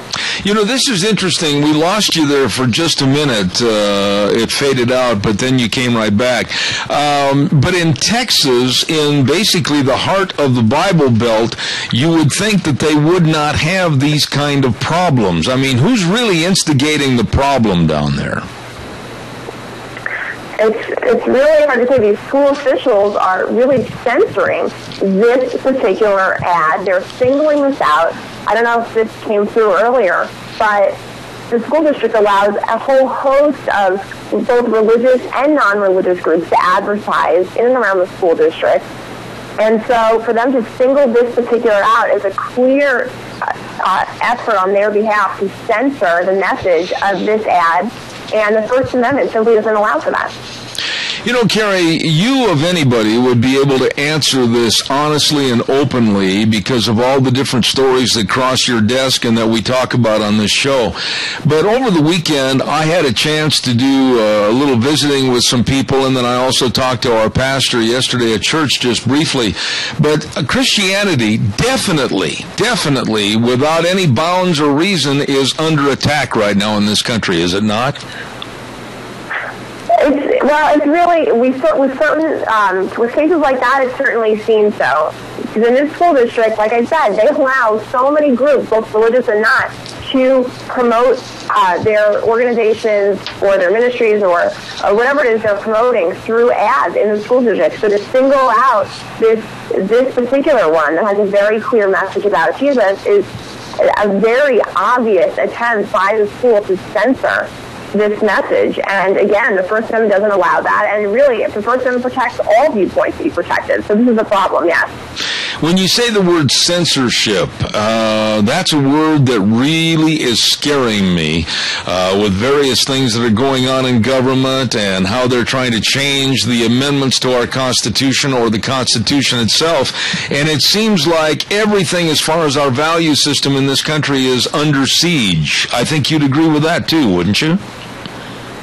Yeah, it's really a shame too, because when a government official singles out a religious group, or say Christianity, for censorship and tries to shut them down, they're really limiting freedom for everyone, because it just opens the door and sets a precedent for the government to really pick and choose who gets to speak and who doesn't. And so when we fight for the freedom of people to express themselves religiously and to speak a certain message, we're really fighting for the freedom of everyone, because the First Amendment protects all viewpoints. And that's a good thing. That's why this country was founded. That's why we love this nation. So we're hopeful that the Fifth Circuit will affirm this constitutionally protected freedom of this organization, and really all organizations, regardless of their religious beliefs. Absolutely. And Carrie, tell everybody, if they want to follow along on these stories and how they're progressing, tell us the website and everything about Alliance Defending Freedom. They can go to alliancedefendingfreedom.org, and if they're interested in looking at some of the legal documents or some of the media coverage, they can go to adsmedia.org. All right, Carrie Kupek, God bless you, and thank you for the excellent job you do every week. Thank you, and we'll see you next Monday, okay? Thanks, Dad. Have a good day. All right, you too. Thank you. Wonderful lady right there, Carrie Kupek with the Alliance Defending Freedom, and I'm very, very honored to have them and all the attorneys that represent the Alliance Defending Freedom on our program. Thank you very, very much. It is time for the weather, and we're going to have the weather right now sponsored by Urgent Care of Jerome, 133 West Avenue A, Suite B in Jerome. And the number to remember and write down on your refrigerator or on the dust of your dash in the pickup, 324-2004. Minor emergencies, major care at your Urgent Care of Jerome, 133 West Avenue A, Suite B. Don't forget, your health is their number one priority, and they understand that being sick or hurt is not convenient, so they do their very best to make your health care convenient for you. Like I said, minor emergency, major care, and they will see you today. Right now, here is Michael Rogers' weather. Hello, everyone. Michael Rogers presented the ranch. Sunny, I won't say clouds. You see a few clouds today, but it's going to be a pretty nice day throughout much of the Magic Valley. So temperatures are going to be rising up rather nicely. Thank you very much. Enjoy that beautiful day and enjoy that weather.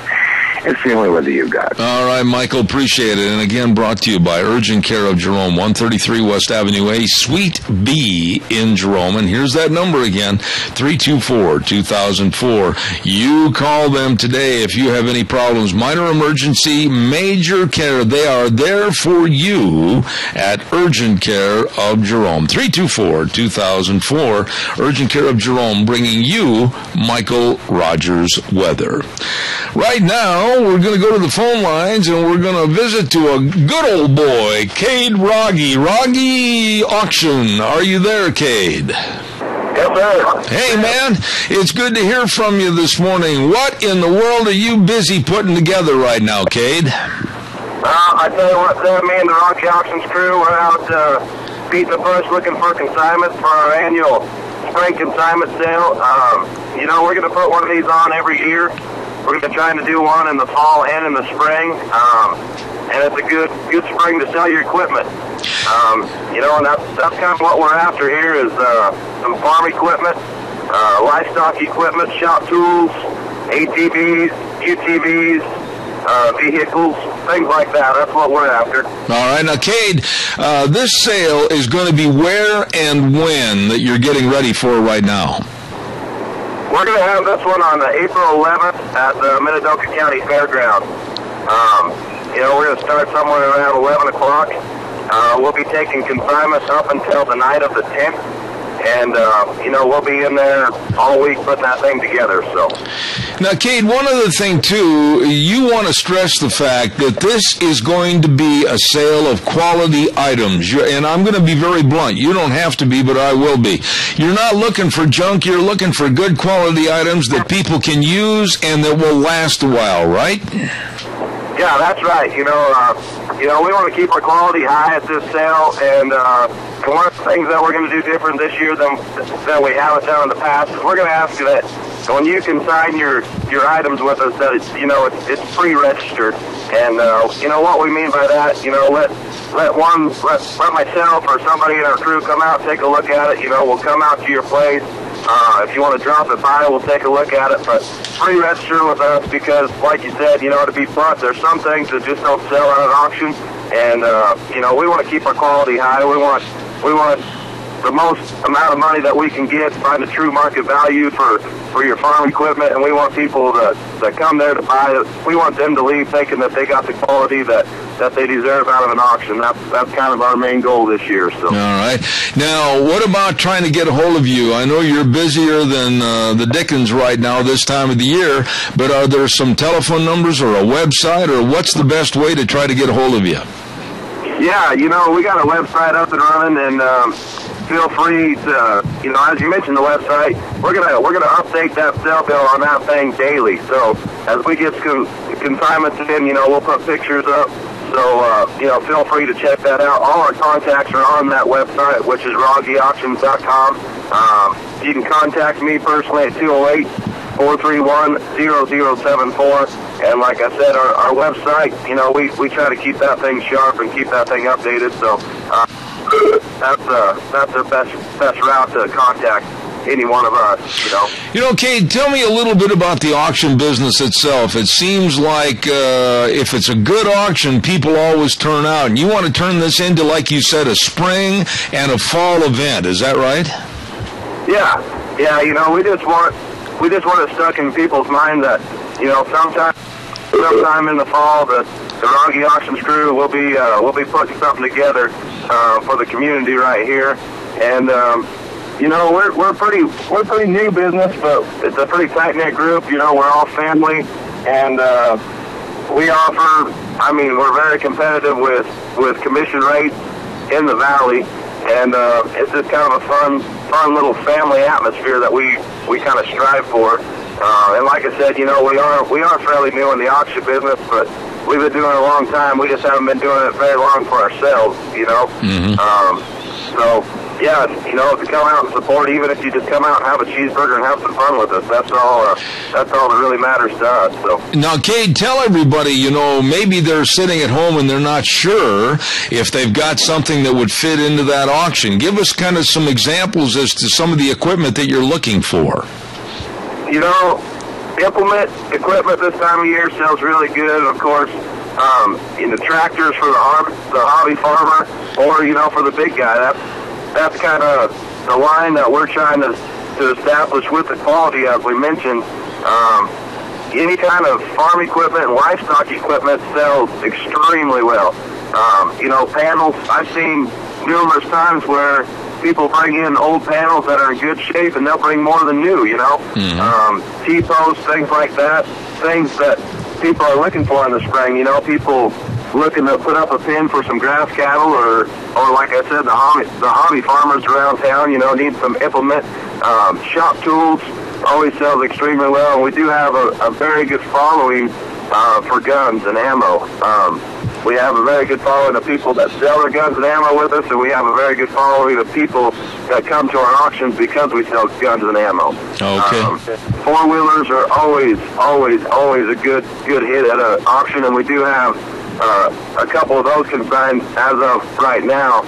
So, I mean, if you're after things like that, we do have some early consignments. And like I said, that's all going to be posted on our website there for everybody to look at, and we'll try to update that daily. So, but, you know, like I said, farm equipment, livestock equipment, guns, shop tools, four-wheelers, things like that. That's what we like to sell, and that's what people like to buy. All right, now tell us once again, RoggyAuction.com and the telephone numbers so they can start calling you with good consignments. That telephone number is 431-0074. Okay. Kate, anything else about this sale coming up on April 11th that you want to mention? No, you know, just that we're excited, and we do feel like we're going to step the quality up this year, and just something to consider. Like I said, just keep it in the back of your minds that, you know, we're gonna try to do this thing annually. So come spring, come fall, you have something that you need to sell, you have something you need to buy, we sure hope that you look us up. All right, Cade Rogge of Rogge Auction. And, Cade, we'll have you back on the air and we'll do it again. God bless you, man. Thanks for taking the time to come on the program this morning. Thanks, Zap. Sure appreciate it. You betcha. Take care. Really a nice man right there, Cade Rogge, and they're going to have that great big spring consignment sale over at the Minidoka County Fairgrounds on April the 11th, and they're looking for consignments right now, so you give them a call. We've got to pay some bills here, and then I've got some public service announcements that I've got to get on this morning. Some folks have asked us if we'd plug some of their events. Don't forget, you've heard me talk about Nicole at Mad River Laser, 502 East Street in Rupert. Oh, my goodness. I want to stress the fact that they've got the buck knives over there, and engraving is free, and the knives are now on sale at 10% off. You get over there and enjoy their brand new business right on the square in Rupert, 502 East Street, and they've got all the business promotion items. They can put your logo or business name on anything. And don't forget, too, for the employee recognition, employee of the month, etc., the plaques are 25% off this month. And you know, that really is something that's going to increase the morale and increase the productivity and make people feel and realize that they're really appreciated. You check it out today at Mad River Laser. I swear by these folks. They are absolutely the best. 502 East Street in Rupert. Number to call, 436-2293. Nicole and Alex Pratt at Mad River Laser. Really good folks. Oh, real quick, we got a couple of notes that I got to get on this morning. There's going to be a special meeting about how pending free trade agreements with the European Union are going to hurt us, the United States.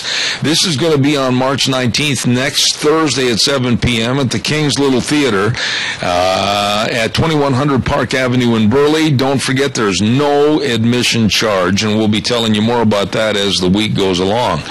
Also, there's going to be a meeting of the VA benefits, a community briefing, and that's going to be March 13th, which will be this Friday, and 2 times, 12 to 1 p.m. and 6 to 7 p.m., held at the VFW Hall, 554 Highland Avenue in Burley, and Veteran Service Officer Georgia Greenwell will be there to answer any personal questions.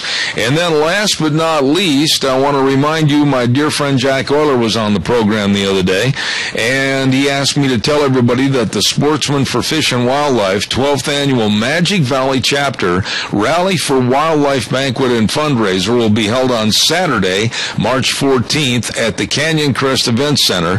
They're going to be starting with the preview of all the different things they have there for sale and raffle at 5:30, and then the dinner is going to be at 6:45 p.m. Once again, that is the Sportsman for Fish and and Wildlife 12th Annual Magic Valley Chapter Rally for Wildlife Banquet and Fundraiser. Don't forget that. Canyon Crest Event Center, Saturday, March 14th. Woo! There you go. Hey, by the way, too, don't forget our friends over at Burley Physical Therapy and Rehabilitation. Nick and the rest of the crew serving you. And when I say that, I really mean that because, man, I've been going in there for treatment on my knee and my hip, and they have been doing a fantastic job. Nick Greenwell, the head man, along with all the other folks, helping you get back to being you. Absolutely. Now, here's the address. 1263 Bennett Avenue, Suite 2, right behind Dr. Crane's office and across the street from Family Health Services in Burley. Burley Physical Therapy and Rehabilitation. They know all the sports medicine exercises, and, of course, they've got the only hydrotherapy pool in the area. So please give them a call. As I said, helping you get back to being you. Burley Physical Therapy and Rehabilitation. Number to call is 678-1191. Holy smokes, I'm running late here this morning. Don't forget, too, great place to go eat, the Chadwick Sports Grill. What's on the special for today, Zebber? Well, they're going to have sweet and sour meatballs over white rice. That sounds good. Sweet and sour meatballs over white rice with veggies and super salad at the Chadwick Sports Grill. 139 West Main in Burley. You check out all the delicious menu items. Check out the great people and service at the Chadwick Sports Grill in Burley, serving you. Now, we're going to take a little bit of a break, and coming up next hour, we're going to have Debbie Critchfield is going to be on the program with us and kind of reviewing a little bit about what's going to be taking place tomorrow, March 10th, with that bond election for the Cassia County Schools. So if you have any questions in regards to the bond and the election, don't forget to give her a call, and she'll be on at 10:06. And then we're going to go right to, at 10:30, Senator Dean Cameron with our legislative update as to what's happening up in Boise at the legislative session for 2015. So we got a real full hour coming up next hour. Don't miss a minute of it. Zeb at the Ranch, I'll be back in 6 minutes.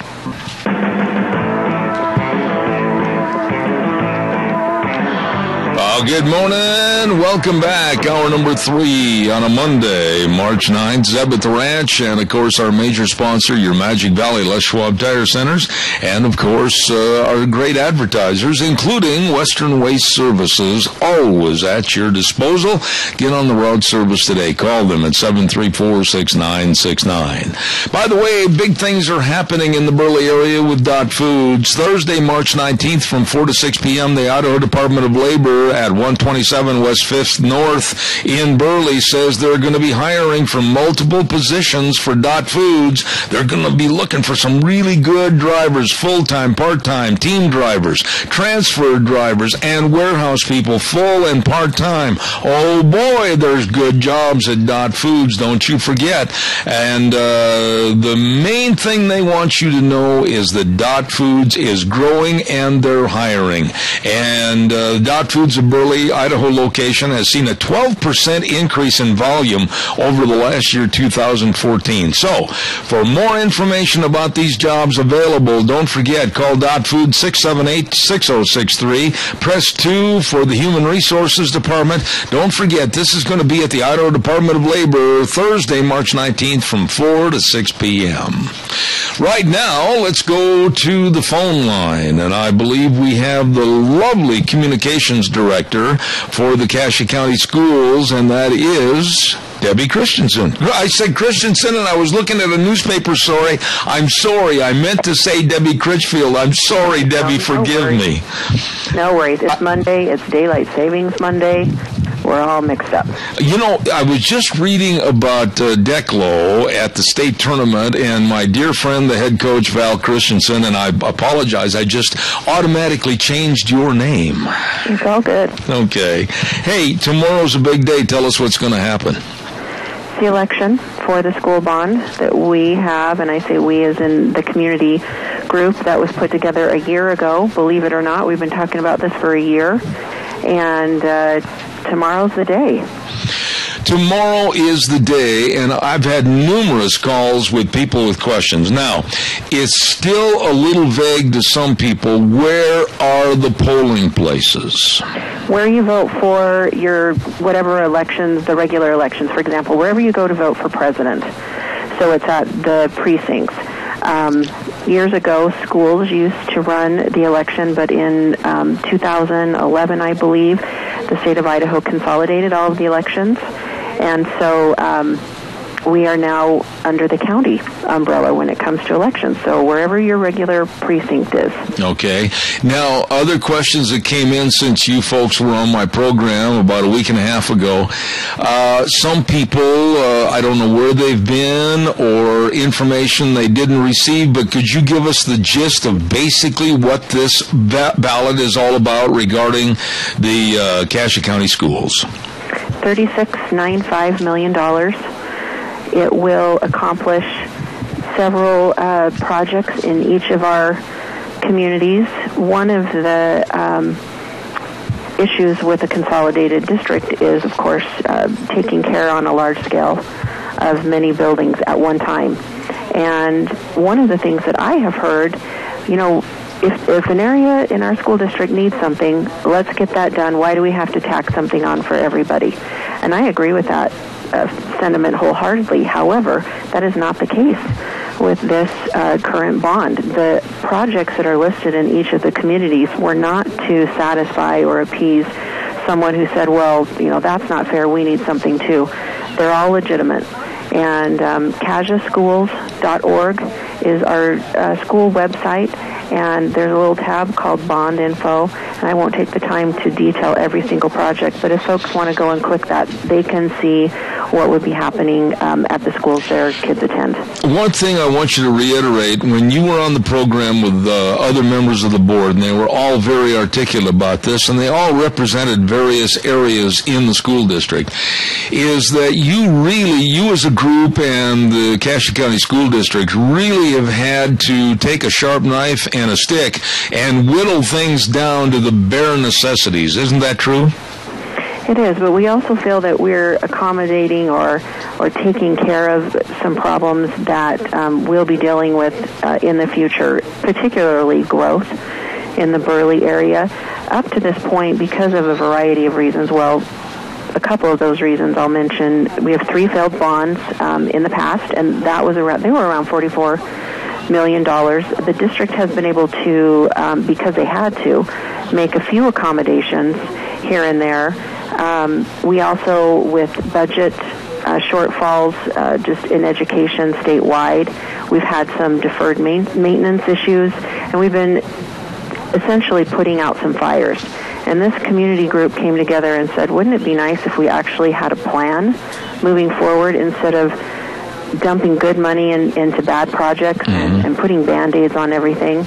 It would be nice if we could look and see where we are right now, how do we take care of those needs, and how do we address what's coming at us in the future. And they've done this, and I think they've done it well. They did it independently from the school board, although it was under the umbrella of the school district. They went and presented these recommendations after months and months of a very comprehensive study, and the board said, we like it. All right, now, Debbie, there is no trick question. It's either a simple yes or no vote. Isn't that correct? Yes, except that I will point out on the ballot itself, the language says in favor or against. I see. Okay. And so that is true. Now, the ballot is lengthy, and the reason for that, there's several reasons for that. Number one, the school district worked with a bond attorney. I have to be very careful in how we present the language on any ballot, and so you work with professionals that help you make sure that you've met all the legal requirements. Another consideration for the detail of the bond is it lays out. So if for some reason a patron didn't have the opportunity to see, they're just a great citizen, and I always vote, but I didn't get to see all of the information, they'll be able to see community by community each of the projects projects that are listed there, so that folks know what they're voting for. There's transparency all over the place. Well, and then also, may I reiterate that if they want to learn as much as they can prior to going to the polls tomorrow, and worried about people standing in line and waiting to get in and vote, they can check that out today. Give us the website and everything. CASAschools.org. Okay. Now, what happens? I want to reiterate one other point that we talked about on this program. What about if it doesn't pass? I mean, these problems are still going to be there, and they're going to become exacerbated to bigger problems, are they not? That's exactly right. And we've been asked that. Well, what happens, what's your plan B if it doesn't pass? Well, plan B is what we've been doing all along, and that's putting out fires. And so, pardon me, we're taking money out of our general fund and putting it into areas of improvement and maintenance that we want to put towards classroom supplies or textbooks or some of these other things. And if we can take care of a bunch of problems that we've had lingering around and address some future issues, we're going to be able to put the school's money in the places where it needs to be.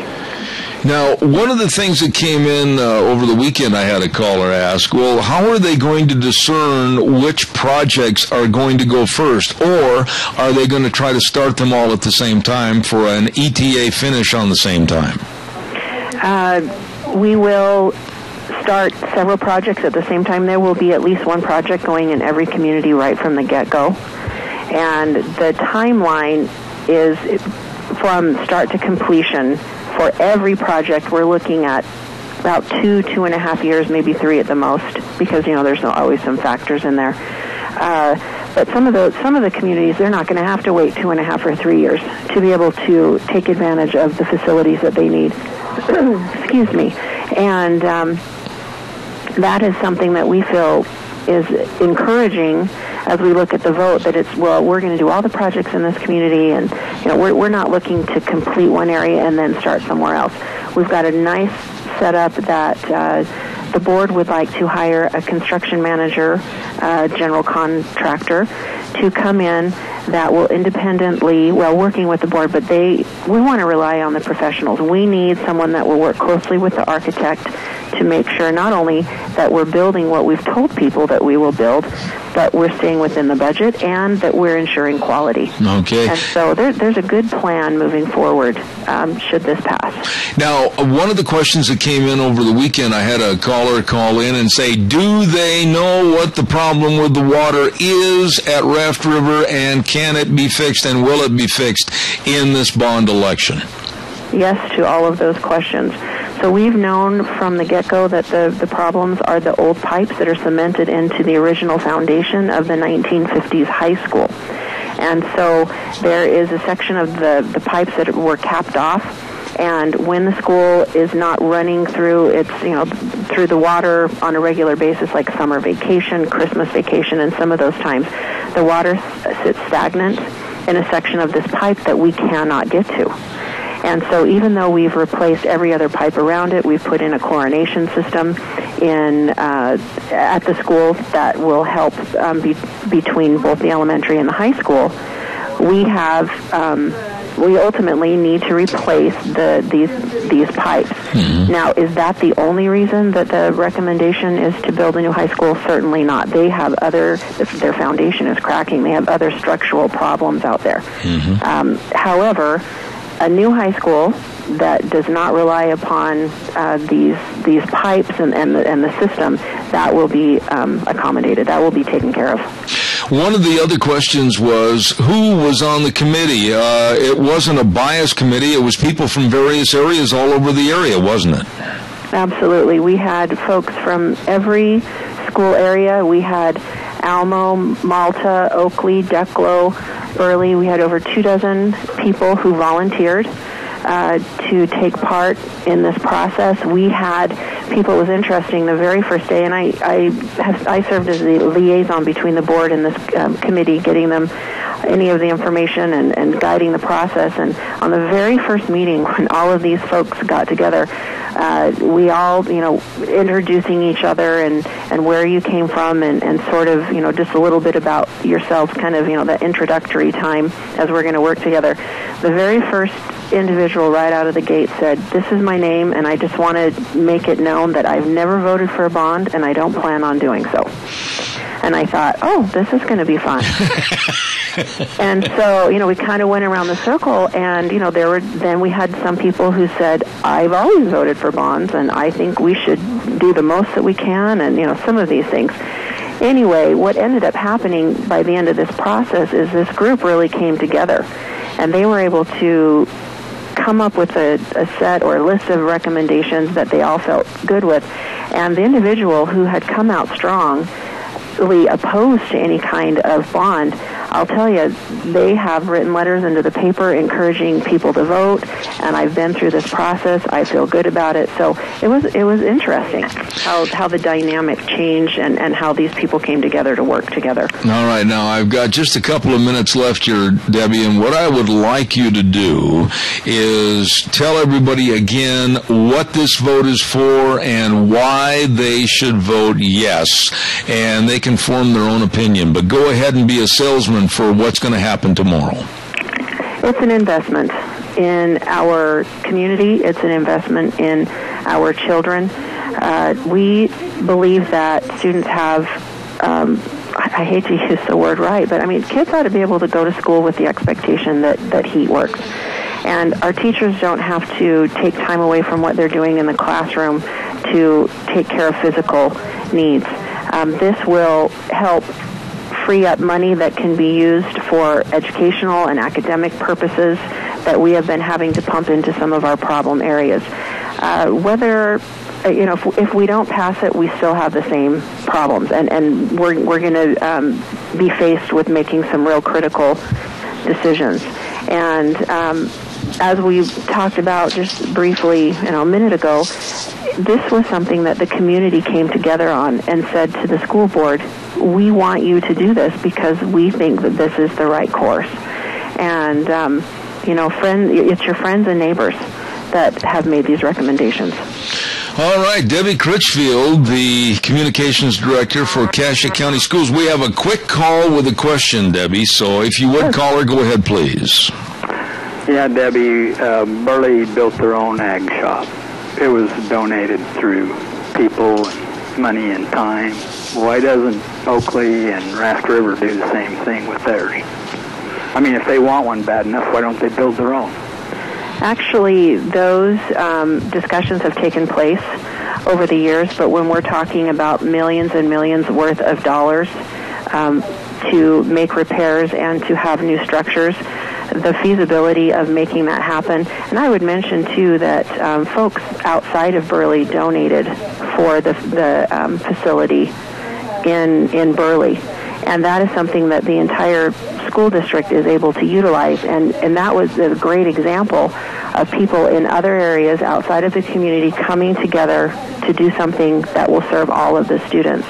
And what we're asking with this bond is for the community to come together in a way that will accommodate needs across the board. Okay, caller, thank you very much for your question. I appreciate it. Debbie, anything else you want to put on before we wrap it up? I know that tomorrow's a big day, a busy day, so you have the floor. Any wrap-up? The bottom line is we want folks to vote. That's important. Typically, these elections don't see great voter turnout, and I don't care what the election is. I think it's always a shame when you have the minority of the folks making the decision for all of us. And so, we want to encourage people to vote, to get the information, talk to others, and hopefully see that what we're presenting is a good plan moving forward for our school district. Once again, Debbie Critchfield, the Communications Director for the Cassia County Schools. I certainly want to say thank you, and a special thank you for everything she does every week, helping us with our Cassia County Schools segment on my program. Thanks, Debbie, and the best wishes to you tomorrow. We appreciate it. Thank you. Thanks. Have a great day. All right. Thank you. Nice lady. Very, very nice lady, and glad to be affiliated affiliated with her on this program. We mentioned just a moment ago Cassia County School Days. Well, I want to be sure and thank two other individuals and, quite frankly, two other businesses, and they are the sponsors of Cassia County School Days on Thursday, and they are A Child's World at 1308 Overland and also Ambulatory Surgery Center at 1344 Highland in Burley. Now, going on at A Child's World right now, they have got all the spring clothes in. Yes, look at the weather, the blue sky, and they've got all the spring clothes in, and they're ready for Easter. And they're also celebrating 12 years in business with a great big birthday sale that's been going on, and they say, come on in. They've got all the 20% off items like family games, toys and books, and the clothing, the whole store, everything in the store 20% off. So you stop in and check out also the Cherokee and Dickey scrubs, everything at A Child's World, 1308 Overland in Burley. And we also want to say thank you. For 14 years, the Ambulatory Surgery Center continues to save area residents thousands of dollars in same-day surgery procedures. And if you need surgery, whether it's hand surgery, arthroscopic surgery, cataract or eye surgery, colonoscopies, whatever, just please call them and get the information and save yourself money. Ambulatory Surgery Center at 1344 Highland. The number to call, 677-8888. That number again, 677-8888. Oh, my goodness sakes. Want to remind you, too, that in just a few moments at the bottom of the hour, we're going to have our funeral announcements, and then also we're waiting for a call by Senator Dean Cameron, and your calls and questions will be appreciated. He'll be on the air for our last half hour today, so don't forget that. And also, a reminder about Burley Glass at 1029 Overland Avenue in Burley. The number to call is 678-1459. Working hard to provide great service to all the communities in Magic Valley. Now, if you haven't updated your windows yet, please do so. We did here in this office a couple of years ago with Gentle Ben at Burley Glass, and let me tell you, they've helped increase the energy efficiency of our home by at least 2 to 3 times. Absolutely the best in windows right there at Burley Glass, 1029 Overland Avenue in Burley. Call Leslie or Gentle Ben at 678-1459. Caller, good morning. We've got about 3 minutes. You're on the air. Oh, I just wanted to, in response to that last caller, I just wanted to mention that there have been huge donations made in these outlying communities towards this. The property for one of these projects was purchased by individuals and donated for the purpose of expanding. And so I think that we need to remember that just because we know what's going on in our own community, and it's not exclusive of the whole school district. That sort of donation thing is going on all over, and we need to be cognizant of that. I think while you're on the phone with me, I think a fair assessment of that comment and a rebuttal to that comment would also be, it's great if certain areas of the school district and certain communities have those quote-unquote sugar daddies that can help contribute, but many do not, and so there's an inequity there. Absolutely. And I think we need to remember that the demographics of the school district mean that there are certain portions of the school district that put out more in tax dollars towards this than other portions, and I don't hear these communities that are putting out more in the form of tax dollars whining because they don't get more in return. Okay. Well, I certainly do appreciate your call and for highlighting some of those points. Thank you very much. Have a good day. You too. Bye-bye. Thank you. Once again, I want to remind everybody that we're going to have our next lunch munch. I've had a lot of calls regarding the March lunch munch, and it will be at Denny's Restaurant on the 19th at 11:30 in the morning. That's next week, not this week, next week, Thursday on the 19th. And we also want to say thank you to some of our donors that help us with our giveaways and our gift cards and everything, and they include Walmart, Mart, Smith's Food King, and Hanson Mortuary. Thank you very much for all you do to help us at Zeb's Lunch Bunch at Denny's Restaurant. We really, really appreciate it. We are going to send this back over to our main studios right now for the funeral announcements, and then we're going to get ready for Senator Dean Cameron to come on our program this morning and discuss what's going on at the legislative session. I'll be back in about 3 minutes.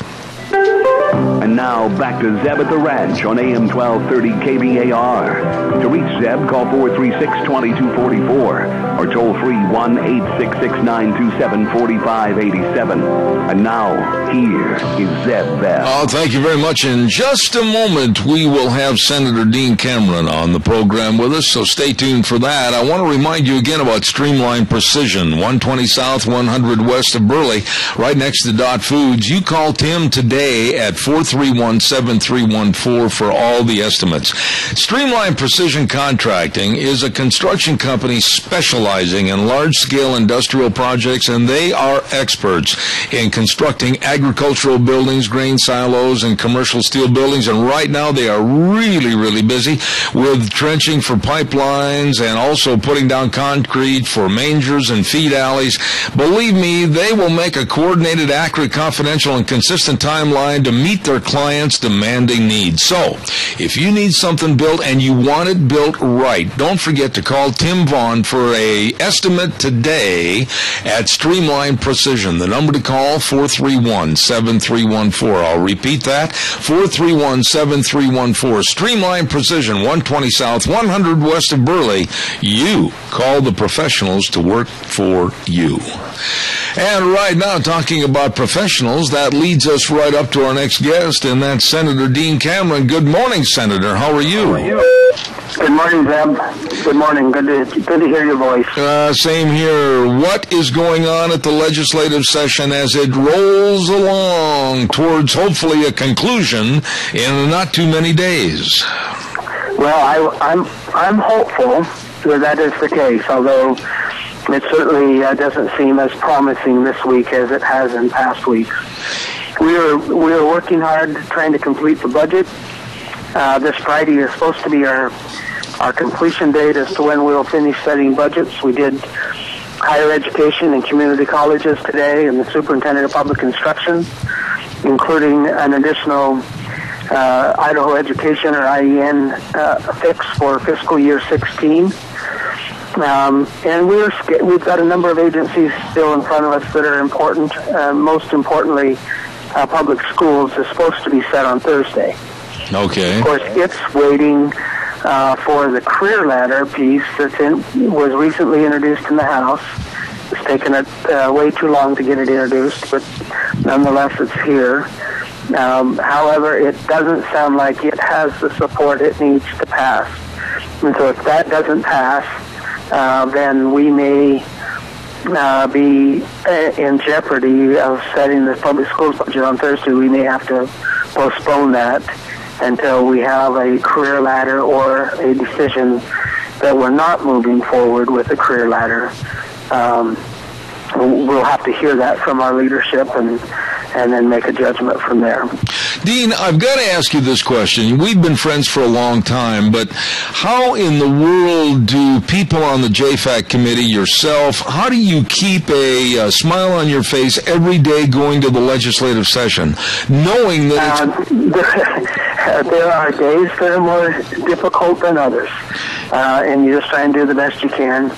Now, we work really hard at it, and I'm real proud of my committee. They spend their lunch hours, they spend a lot of extra free time meeting with agencies, meeting with those that have issues with an agency or with a program, and working through each individual item. And we're running at about $9 million less expensive than what the governor's proposal was. So we have not allocated as much money as the governor recommended on the agencies we've done so far. Okay. And sort of the governor's number is sort of the ceiling for us. We're trying to be in underneath that, and I think we'll achieve it. Now, of course, with Idaho and in the Constitution for a balanced budget, I mean, you can't squeeze anything more out of some of the rocks that you've picked up and tried to get the money out of. So how do things look? I mean, are there going to be a lot of unhappy people, or are we going to see some increases? What is the status of the budgets for this year so far? So most of the budgets are at a fairly reasonable, slight increase. Certainly, if you asked agencies, a number of them might express concern that they didn't get what they asked for. But frankly, we don't believe the economy supports dramatic increases anyhow. So we're funding existing programs, catching back up on a few areas where we had previously cut. I think I may have mentioned this before, but we set a budget. Most budgets are still below the 2009 level, and so we're still not back to where we were in 2008 and 2009. So we did colleges this morning. They'll get a 3% increase, which is a good increase, but it's not obviously as much as they wanted. Community colleges will also get about a 3% increase.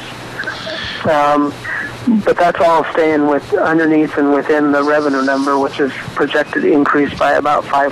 Mm-hmm. Dean, one of the things I was going to mention this morning, I really appreciate your newsletter that both you and Speaker Scott Bedke and Representative Fred Wood send out.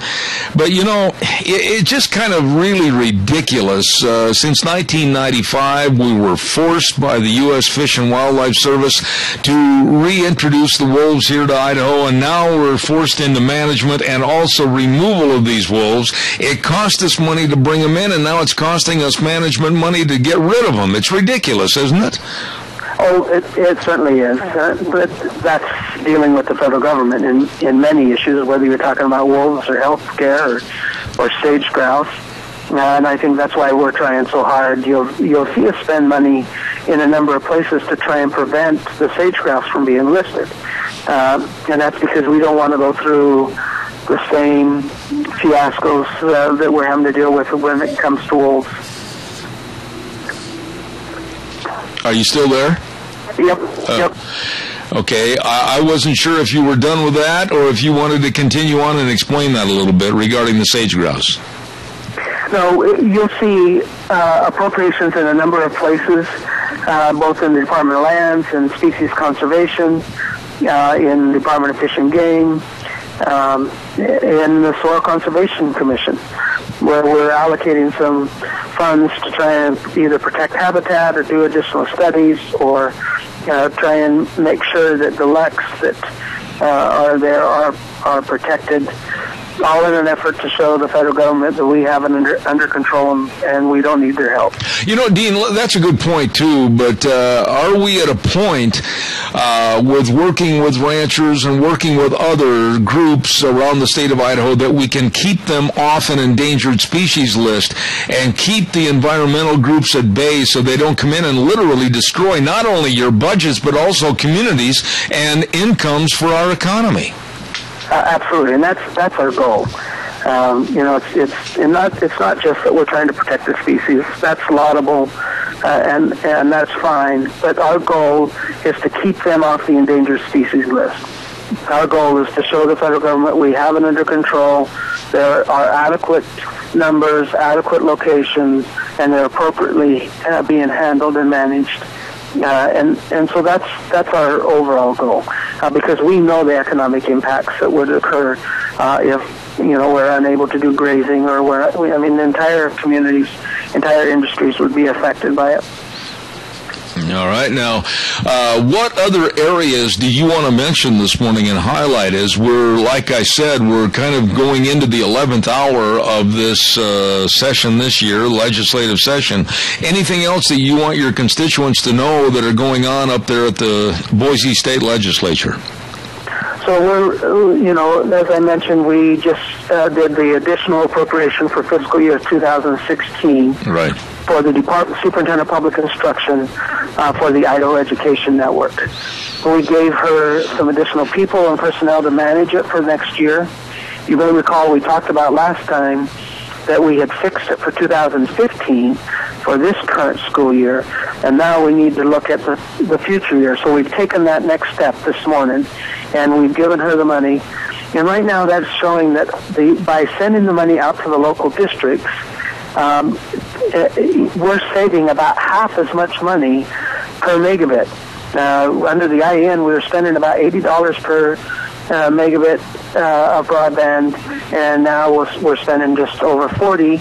And so there's a significant savings, and not every district changed over from the IEN contract with ENA and CenturyLink over to somebody else. For example, Kaja went out for bid, looked at making the change. They would have saved significant money, but felt like there was a chance for interruption of service, so they decided not to do that for fiscal year 2015, but they're willing to do that or look at it again for fiscal year 2016. And I think you'll see even more savings in 2016. Now, obviously, that there's a little bit of an issue going on here. The governor's office still wants a statewide contract and statewide system, and there may be legitimate reasons for doing so, although money isn't one of them at this point. And so we're looking carefully at the long term, looking carefully at the direction we want to go. So it's a sort of a three-step process. We've taken the first two steps now, and so schools and kids will be protected. They'll be able to maintain their current internet service with their current provider, and the state is going to pick that up rather than it be a statewide contract. When you look at the overall scope of this legislative session this year, Dean, and sure you have a lot of work yet to do, is there the same teamwork attitude, or is there a lot of divisiveness that you hadn't planned on? What's the actual personality of the session? The personality, I think, of the legislature right now is, they've got their sleeves rolled up, and they're working hard to solve a number of really difficult problems. And we're making progress on some of them. We've still got a ways to go on some others. For example, we're making progress on trying to figure out ways to pay our teachers better and to keep teachers so that we don't have districts with vacant positions or vacant teacher slots. That's Minidoka has it, Kaja has it. I don't know what Murtaugh has, and I believe Twin Falls even has had a few. And we haven't fixed that yet, but we're making progress on it, and hopefully we'll have something this session that will address it. Okay. The IEN was a huge problem that was handed to us, and we've been able to roll up our sleeves, and we're almost through fixing that. And I think we're getting very close to being able to address that.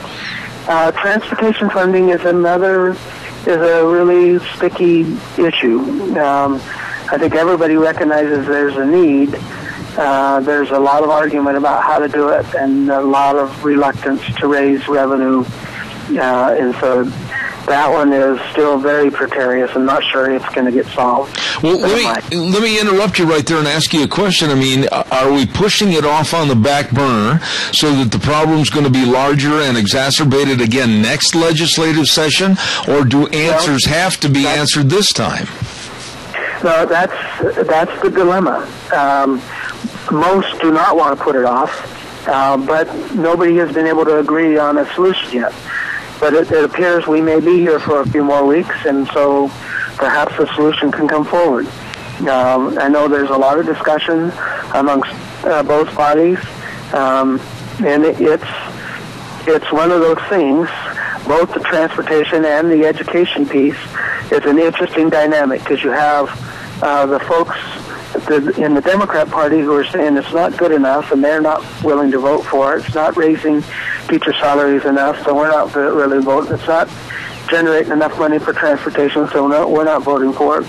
And then you have those that are against, or the far right, if you will, that are opposed to addressing additional funds into the public schools budget for teachers, or opposed to additional money for transportation. And so those two sides making strange bedfellows of are lined up against, and that's the problem. You're not able to move forward. When you look at the transportation with the infrastructure, the bridges and the roads and everything, and I know you and I and Scott Bedke and Fred Wood, we've all discussed this on previous programs and also at dinner one night. Is it going to come from possibly a gas tax increase, or is it going to come from an increase in the sales tax in the state of Idaho? The other problem is, and I didn't get a chance at the Lincoln Day banquet to really mention this, is that I see the federal government looking at a really substantial increase in the gasoline tax, and then what might happen here in the state of Idaho really could hurt the consumer. Yes, absolutely, and that is very much a concern, very much an issue that we are concerned with. But obviously, we can't sit around and wait to see what the government does, because you just won't know. So we are attempting to address it. There are some that are proposing a gas tax increase, some that are proposing a registration fee increase, some proposing some adjustment in the 10-mile tax, or how truckers are related to. I think the proposal to raise sales tax by a penny, I think that one is probably going to fail. Mm-hmm. And don't see that moving forward. I don't see the House being willing to push it forward, nor do I see the Senate being willing to accept it. Then there's proposals where they want to take money out of the general fund, out of the money that's currently raised, and of course that creates a competition back again between education and transportation again. And so I think that's a dilemma there.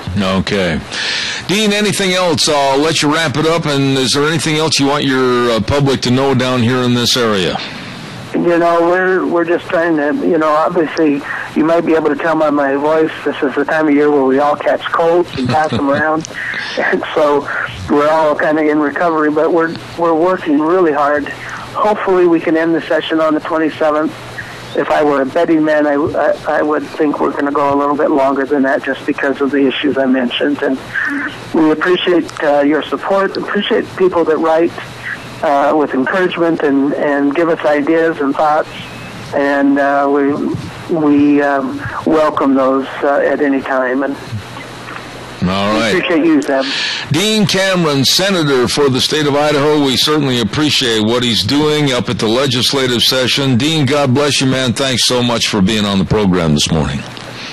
No problem. Talk to you later. Thank you. So much. Senator Dean Cameron, along with Speaker of the House Scott Bedke and Representative Fred Wood, every Monday, one of them taking the reins with our legislative update, and we appreciate it. Holy smokes, I've got to get a weather forecast in here. My goodness, we're running late. And the weather this hour is brought to you by Scarro's Meats. Selling taste one bite at a time. Did you hear last week I started telling you this? They have at Scarro's Meats what they call the tax return meat package. Listen to this. For just $300, you get beef, you get pork, you get chicken, you get cheese, and I mean we're talking hamburger patties and rump roasts and New York steaks. Oh my goodness, and we're talking pork chops and bacon and brats and talking about chickens, chicken breasts and leg quarters and whole chickens and cheese. Oh my goodness, it's delicious. All you have to do is just get a hold of Scarro's Meats. They're located at 331 North Road, Jerome. Telephone number 324-7657. Right now, here's Michael Rogers' weather. Yeah, hello everyone. Michael Rogers with the ranch. Sunny, I won't say clouds. You see a few clouds today, but it's going to be a pretty nice day throughout much of the Manitou Valley. So temperatures are going to be rising up rather nicely. Thank you very much. Enjoy that beautiful day and enjoy that weather. It's the only weather you've got. All righty. Thank you, Michael. Appreciate it. Michael Rogers Weather on Zeb at the Ranch, brought to you this hour by Scarro's Meats. They sell taste one bite at a time, and they're located at 331 North Road, Jerome. Telephone number 324-7657. You know, I saw an article in the paper the other day. I just want to comment on this a little bit because it's frustrating to me, and I think it's going to set a very bad precedent evidence. Ringling Brothers Barnum and Bailey Circus is going to start phasing out the elephant acts by 2018, in 3 years. And they're caving to PETA. That's right, they're caving in to PETA and other animal rights groups. And I think this is extremely wrong. And they're caving in because members of the public that don't know how the animals are treated, don't understand how these animals are trained, they're voicing concerns, and Ringling Brothers listened to their concerns and said, you know what, we're sick and tired of fighting it. We're just going to start phasing it out. And I think that is the wrong way to do business.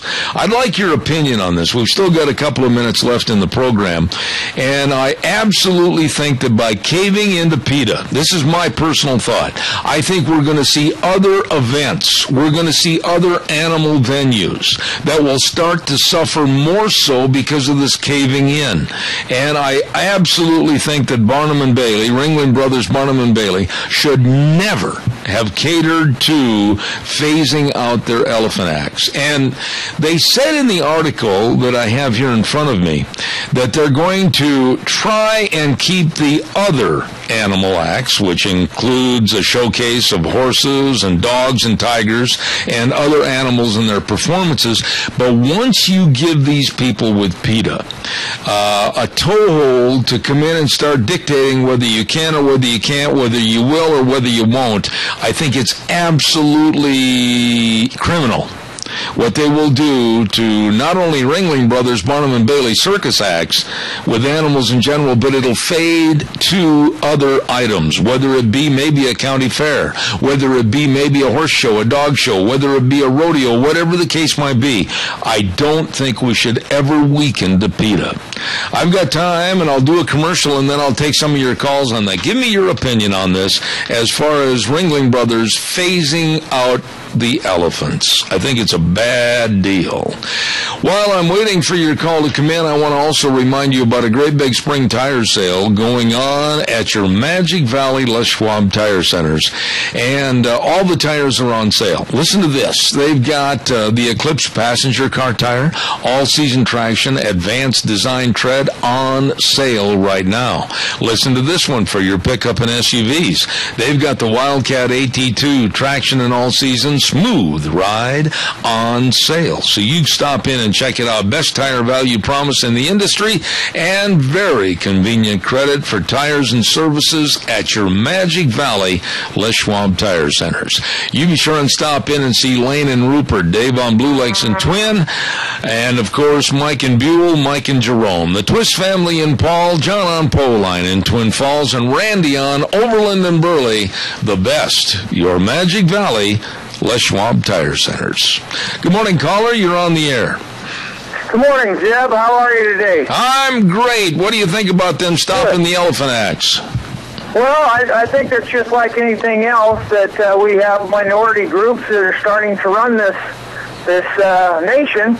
All sorts of minority groups are coming in, and if you can have some money and be a minority group, you can get done about whatever you want. And so, I mean, it went all the way from homosexuality to elephants, and who knows what'll be next. It'll be, we've had it with the owls and, tree huggers all the way around, and that'll continue, I'm sure. So there's no way, as long as we cater to one, we're going to have to cater to them all. Right there is the key point. And stay on the line with me for a minute, because I want to ask you this. Have you ever been to a major circus like Ringling Brothers? Have you ever gone to one of their performances? Yes, I have. Yep. And honestly, I don't know about you, but ever since I was a little kid, I looked forward to the elephants. I looked forward to the lions and tigers. I looked forward to the high wire acts. It's all a part of being a circus. And now that they've let PETA come in basically and dictate to them, there is nothing sacred. I don't care if it's a 4-H or FFA horse show at the fair. I don't care if it's a rodeo. I don't care what it is. We do not and should not ever cater to these people. Oh, I agree. I mean, and they'll just keep it just like a child. A child will push you until, and see how much they can get away with and continue. And a lot of these people are still childlike, if you will, in their way of thinking, and they don't even have any idea what ISIS is doing on the other side of the world. That's or right. Real problems that we have in our world, and they want to just, pick on petty crap, if you might.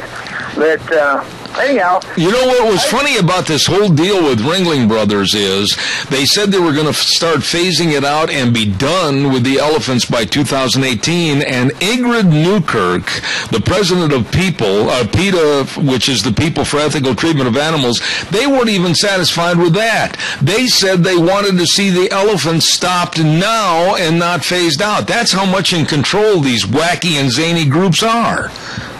Well, I don't know that they want their way as much as they want to have a fight and have a commotion. That's right. You give in to them and give them what they want. Well, then they want something else now. I mean, because their desire is to get the attention. Absolutely. To be in the limelight. As long as they can make CNN and actually have us talking about them and complaining about them, well, then they're tickled to death because they finally got their moment in history. Well, I agree with you, but I think it's time to draw that line in the sand and not keep erasing it like Obama.